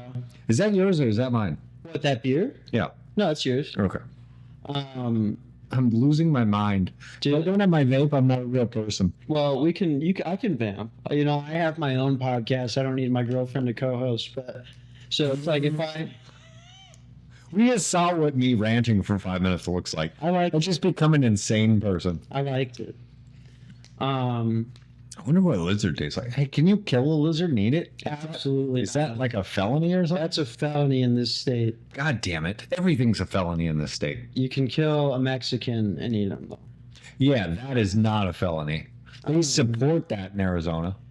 Let's talk about something non-comedy, non-drug related. We have 10 seconds to think of it. I'll allow us 10 seconds of dead air. Ready? I do have one topic, but I want to do it on my other podcast because it's about my girlfriend. So I'm trying to save it. It is a good topic, but I'm like, I need to save that for my other show. Okay, I had a list of topics. Hold on. Okay, I got it. Okay. The other day was the 5-year anniversary of George Jesus Floyd's death. Christ. Okay. Now, do you know who George Floyd is? Uh-huh. Okay. And you have no comment about I that. believe he was an upstanding African American citizen of the United States. That Well, I don't know about that. Did he deserve to get murdered? Of course not. Now you were saying. Now you were saying before the show that you believe there are some blacks that should be murdered, and I said, Mike, I don't know. Maybe save that for another time. Maybe save that for the stage. But only Kanye. I believe that Kanye has a mental illness that is driven by being one of the most famous people in history and people baiting him into saying the things he says. I think that is a massive nonstop whirlwind for somebody that has a mental illness, and that's why he's saying those things. I don't believe Kanye is a Nazi. He has a new song where he calls himself a Nazi like 3 times. I know, but if someone was a Nazi, that's not how they're doing. They'd be wearing a black trench coat. Yeah, he did have that song Black Skinhead. I tried to make that joke at trivia last week, and nobody liked it. Yeah, those are always fun. I quit trivia this week. You quit trip. Oh, yeah, that's what we're gonna talk These about. guys, I couldn't make it last week, and I was like, "Hey guys, I'm really sorry, but something came up. Why are you doing trivia? I'm trying to get only gig work, Found it. so I do the cowboy show, tips from the cowboy show, unemployment every week because I don't make enough money from those, and then also the trivia thing. So I'm sitting pretty, right? Like I got a sick life right now. It's gonna come crashing down at some point. Okay. But anyway, I was doing trivia, and these guys, they pay me $65 a week. It takes me 80 minutes round trip to get there. And last time I was like, I can't make it, guys. I only have $40 left. I won't even be able to get home. So like, all right, we're gonna give you $80. Just send us the receipts. I forgot to send the second one. The guy starts threatening to take my paycheck the next night. The $65 paycheck? Yeah, so I was like, all right, buddy. Like, first of all, here's the other, screenshot. Sorry, I only spent 53 of the. I spent 67 of the $80 you gave me. Sorry, but here's the receipt. And there's no reason for me to talk to me that way. Yeah. He didn't text me back. He has one of his other employees hit me up. He's like, "Hey Joey, last week of trivia for that spot. Can you ship back the equipment to our guy in New York?" Yeah. I go, "Is that a fucking joke?" Sorry, I'm not going to be there next week. Good luck. You should have told him. You shouldn't have told him you couldn't afford the shipping without your $65. Can you guys front me for the shit? Send me this. I should have said, I'll send you a screenshot. That would have been way funnier. So now this guy didn't respond, and I'm just like, dude, I've decided I'm just going to get stuff that pays me well, or I'm not going to do it. Feels nice. Okay, so for me, I have a decision to make. $65 is okay. But then are my drinks comped too? Because that's going to be One free drink. if my drinks aren't comped, I'm just taking your check and giving it back to you. One free drink. Oh Jesus, yeah. Mm-hmm. No, I'm just handing you your $65 back every time I perform. Yeah, I told him, I was like, absolutely the fuck not. What kind of trivia was it? So it'd be 50 questions, and it was really, like, the crowds would be into it. There wouldn't be that many people, like 25 max, but it was a pretty sick gig. Like, if they would have paid me more, I had to fight to get the 65. They wanted to do 40 a show. It's like, okay, if I lived at the apartment complex, great, but I live 40 minutes away, dude. Yeah. And I had to fight to get them 65. They sent me 50 the first 3 times. I always wondered how comics got those like weird side gigs because I know a lot of comics that are like fucking DJs or trivia. I can tell you, and I've been trying to tell you this, Mike. Okay. Because deep down, I believe that on some level you're more talented than me. Yeah. So you should be applying to these places. Just while you're taking a shit every morning, you have your comedy resume that's attached to your Indeed, right? Yeah. And it's 2 steps. If a job wants you to answer more than 2 steps, if you want to see more than my resume, fuck you. My comedy resume is like drank his own cum on a podcast one time. No, it's not, Mike. You're being too humble. That's why I love you, because it's genuine. You're not doing that for me to go, Mike, no, you're better than that. It's okay. Am I spiking the mic right now? No. Okay, anyway. Mike, literally, you could, if I can do it, you could do it. 30 of them a day. While I was taking a shit, I would count 30 places that I would apply, and I would look up entertainer, performer, all this shit. Oh, okay. And eventually, that's how I found the cowboy job and found this one. Definitely an entertainer in that one. Bro, if you just stop caring about your life. How? Oh, okay, I gotta ask you, as your friend, Yeah. if you can answer me honestly, don't exaggerate or undersell yourself. Just be honest. How big is your dick? Can you see it through 5 inches. Hard? hard? 5. Barely At your 5. best. Okay. Like, I'm fucking really horny. Haven't jerked off since 2 days ago. It's like what, 2.5, 3 when it's not? Yeah. Probably 2, 2.5. But you can see the outline through. I'm assuming they have you in a Speedo, right? No, so actually at first they had all of us, I would assume you'd be in a Speedo with like a vest and those guys. So those guys are so in shape. They have to dance for 5 minutes at a time, and then I'll come out and do a maximum of 3 minutes, like for my script part. before your cardio cuts out on you. You just have I give them the signal. I tap my leg when they come out. to be off stage. No, I have a script, bro. I'm an actual paid actor. Every other comic in this scene, I am the highest paid one. Fuck these guys. Are you? Probably. Oh, Jesus. I make $500 a week. So what's the bottom waist down situation? Look at what's Sorry. putting you in. That's what I was going to say. Is so these guys, they have to be so in shape that they have to change into 3 different outfits throughout the show. And originally, Out of breath doing that. the first one they come out is in these skinny jeans, right? Yeah. And that's what they had me wearing at first. And I went and talked to the director. I was like, hey, I'll do whatever you guys need me to do for this show. I just feel like for my character, that doesn't make sense. And like my body type, that doesn't make sense. You didn't say for my character. Oh, there's been a lot I've said. Oh, geez. And sometimes they say no. Like I tried to stand up bit. They didn't like that. You ran a bit. 3 minutes in that character, clean in that character. Why are you? If you're doing fucking, Because there's parts I don't like. if you're doing the full Monty on stage, why the fuck do you need to run clean material? Girls are there to see your dick. There are parts of it that I don't like. Like this end of it, they wrote a toast for me to do. Should I tell you the toast? Yeah. It's horrible. It sounds horrible. I'll do it in the voice. ALS, I have to have a... Yep. Okay. So this is after I go into the crowd and I do crowd work. And I go up to people and I ask them... You're doing your set to me right now. Like an NFL quarterback, I have to gauge the temperature. I have to read the defense and go, what's going to work best in the fourth quarter here? Oh no, Belichick. And I... Trill Belichick. Anyway, I have to go into the crowd and I ask them, like, what do you do for work? Or what it gives you the ick? And I go around to people who raise their hand. Okay. And then that part is supposed to, like, give me my confidence back. I'm like, okay, I'm sort of, like, getting the vibe from women. And I get up there and I go, you know what, y'all? I do feel so much better. But before we go, it is tradition here on the ranch to have us a little toast. Is that cool with y'all? And they always go, yeah. And I go, all right, here it goes. Here's to all you bachelorette and bachelor parties. Get a little drunk, be a little naughty. To all the locals and all the family trips. To all our old friends and all the tourists. Something like that. I never say that part. May you have the best weekend to remember. To my day drinkers and my night drinkers, may you always think that you smarter than one another. And last but not least, this is my least favorite part. And last but not least, here's to all who wish us well. All the rest. They get it 1/3 of the time. They get it 1/3 of the time. They're supposed to say, what are we supposed to say? And all the rest. I don't know. Mike is 40 and he doesn't know. You're supposed to say, go to hell. So I tried to. Where is that from? Why would I know that reference? Dude, when it's an older crowd, they fucking love it. See, I'm not. I don't know where it's from. I'm right in between of like old and young.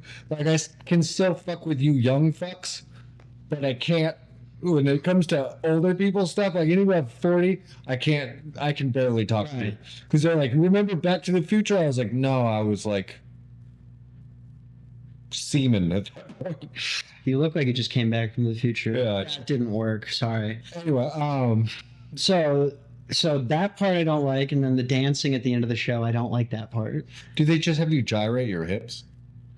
Well, I freestyle dance, and I'm such a bad dancer that at first they're like, Joe, you got to learn these last 2 parts of it where, like, what the guys are doing. And I was just like, no.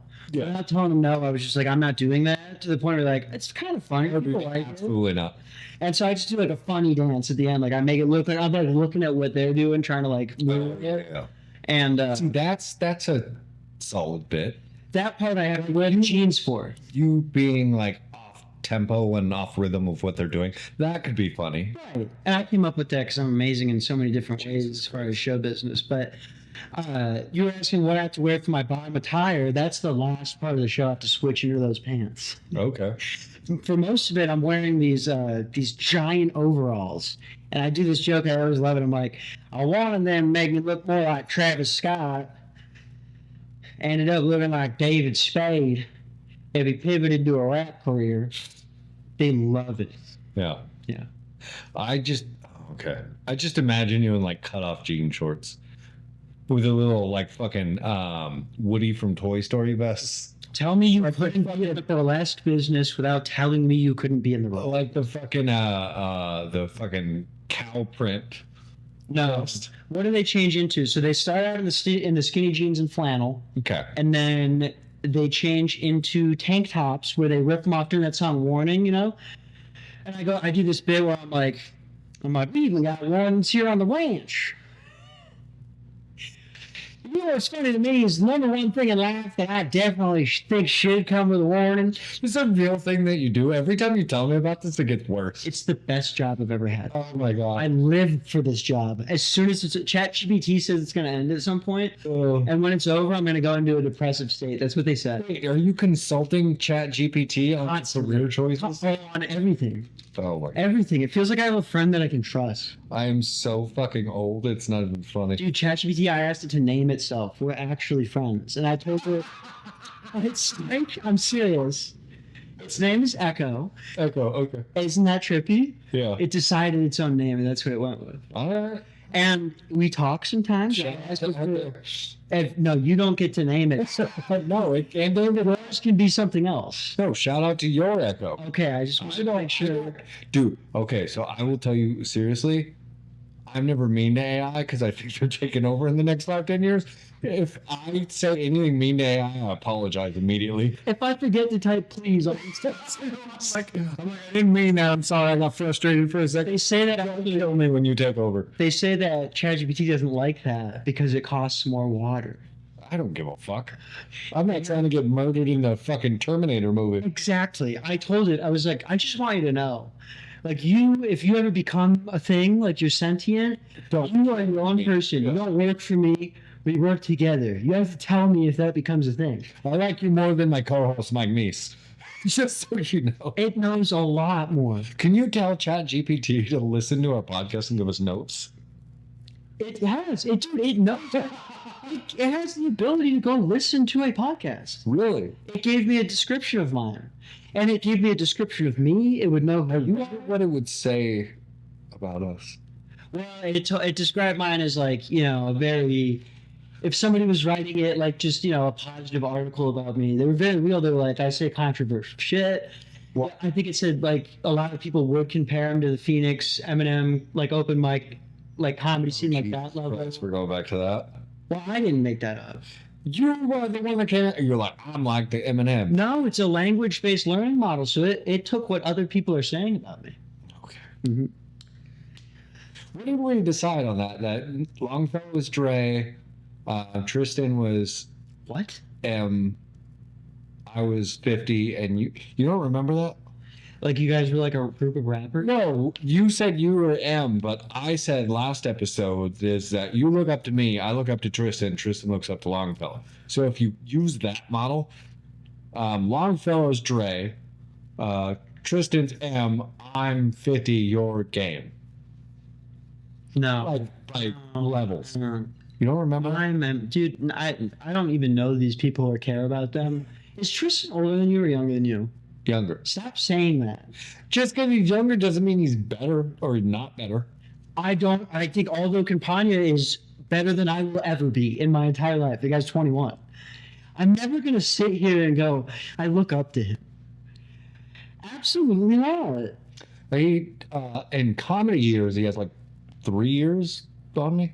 Sure. It's like that. He's at like 9, I'm at like 6. Mike, I do look up to him. I'm not going to admit that to people. You're kind of saying it on a No, podcast. no. It gets 50 to 100 feels like. No. Oh. Anyway, do we have... Did you riff on this at all? This is for you. This is your art piece of the week. Nice. You're going to give me one every week? Yes. Oh, nice. Dude, I have 3 tables worth of art. It's crazy. Oh, man. I want to try to put this in some point. Because of how it's shaped. Otherwise, I would say yes, because worst case scenario, they can fish that out of there with a coat hanger. I can fish it out of there with a coat hanger. I know you've had to. I don't need a doctor. I know you've had to fish I'm talking about my unborn children. about 3 times that size. About to be born. Speaking of the size of a fetus, can I tell you something wild? What? So you know how Catholics are extremely anti-abortion. It's like one of their biggest things. Yeah. I grew up very Catholic, and at my church we had this thing called FEP, and I think most people call it Bible study. Ours was faith enrichment program, and at faith enrichment program, there's about 300 of us in different classes who go every Wednesday night for an hour. They gave us a fetus action figure. Action, like in the packaging? like a little. It had a fucking baseball card with the stats in the back. Like, The person it was gonna be. this would have been Mark. He would have worked in accounting. He would have been like 6'1". Oh my god! No, they're all the same one, Okay. and they did. I believe they came, dude. They gave it to us in little plastic bags because, like something like. Like when I imagine they put it away, when they throw it, what do they do with a fetus when it's out?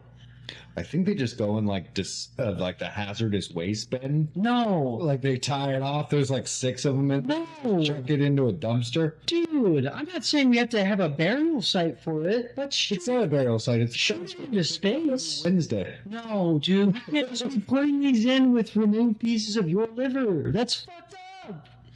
Hey, my liver is removing itself inside of my body.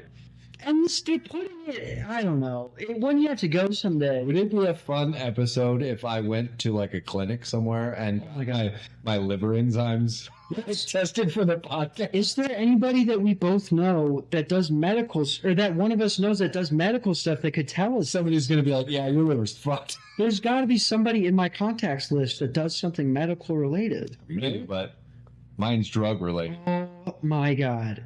I don't do any tests or nothing. I have one that would totally know. I'll give you a COVID vaccine. And she's in here. Oh, wait. Leanne might know. Leanne? Yeah. Oh, Let's call friend of the show, Leanne. I believe she is currently a nurse. Leanne, this is Joey. you're on a podcast. You thought it was Patrick?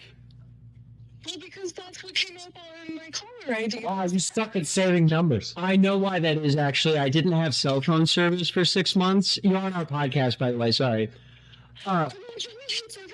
You're on Burning Bridges with Mike Mees and Jeff. Bridges. Okay.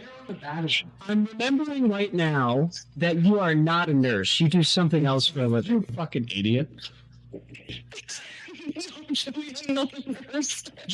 Like you, like the vibe of like you is like you. All of your friends from college were nurses. Give her like 2 years. She might be a nurse. We don't know. I was about to call you to ask what they do with a fetus after it's out. Yeah, what do they do with the aborted fetuses? But you for sure are not a nurse. You like write contracts for a company, right? No. Oh my god. What do you do for work, man? My podcast host more. Wait. I'm like a background screening firm. Oh, I was like kind of right. I wasn't that far. Don't look me up. Well, it's a rape charge from 1996, which, you know. I was 5. Anyway, Leanne, I'm sorry to call you for no reason. That, like, what do you think happens to a fetus when it's removed? I don't know, Joey. I didn't go to med school. You told me. I just got off of work. I was trying to tell Joey they put him in a hazardous waste bag, they tie it off, and they just throw it in the dumpster with the fucking leftover food from catering on Friday. In China, they use it as fertilizer if it's a girl. I know that, but I'm asking what they do here. Anyway, I'm sorry, Leanne. This was Guys, I'm sorry. This is an assignment. By our next episode next Tuesday, you need to figure out what they do with fetuses. And we're going to call you back, and you're going to report to us as our man on the street in the fucking new hilarious. You're going to tell us what they do with those fetuses when they get rid of them. Anyway, Fucking Christ, guys. text me, Leanne. You got to come out to a mic. I'm sorry. I thought you were a nurse. I don't think you're a slut. I don't think you care about making TikToks more than saving a person's life. I don't think you're a nurse. Wow. Joey, I need your new number, though. Okay, this is it. This is it. Okay. All right, Leanne, I'll text you. All right, sounds good. Bye-bye. Okay, guys. Oh, anyway. That's hilarious. If you don't know that, it might not get better than that. Okay. And then maybe we'll add in a call of me calling a nurse. All right. Well, the Burning Bridges episode 2. Thank you, Mike. Thank you. Oh, my God. See you guys next week.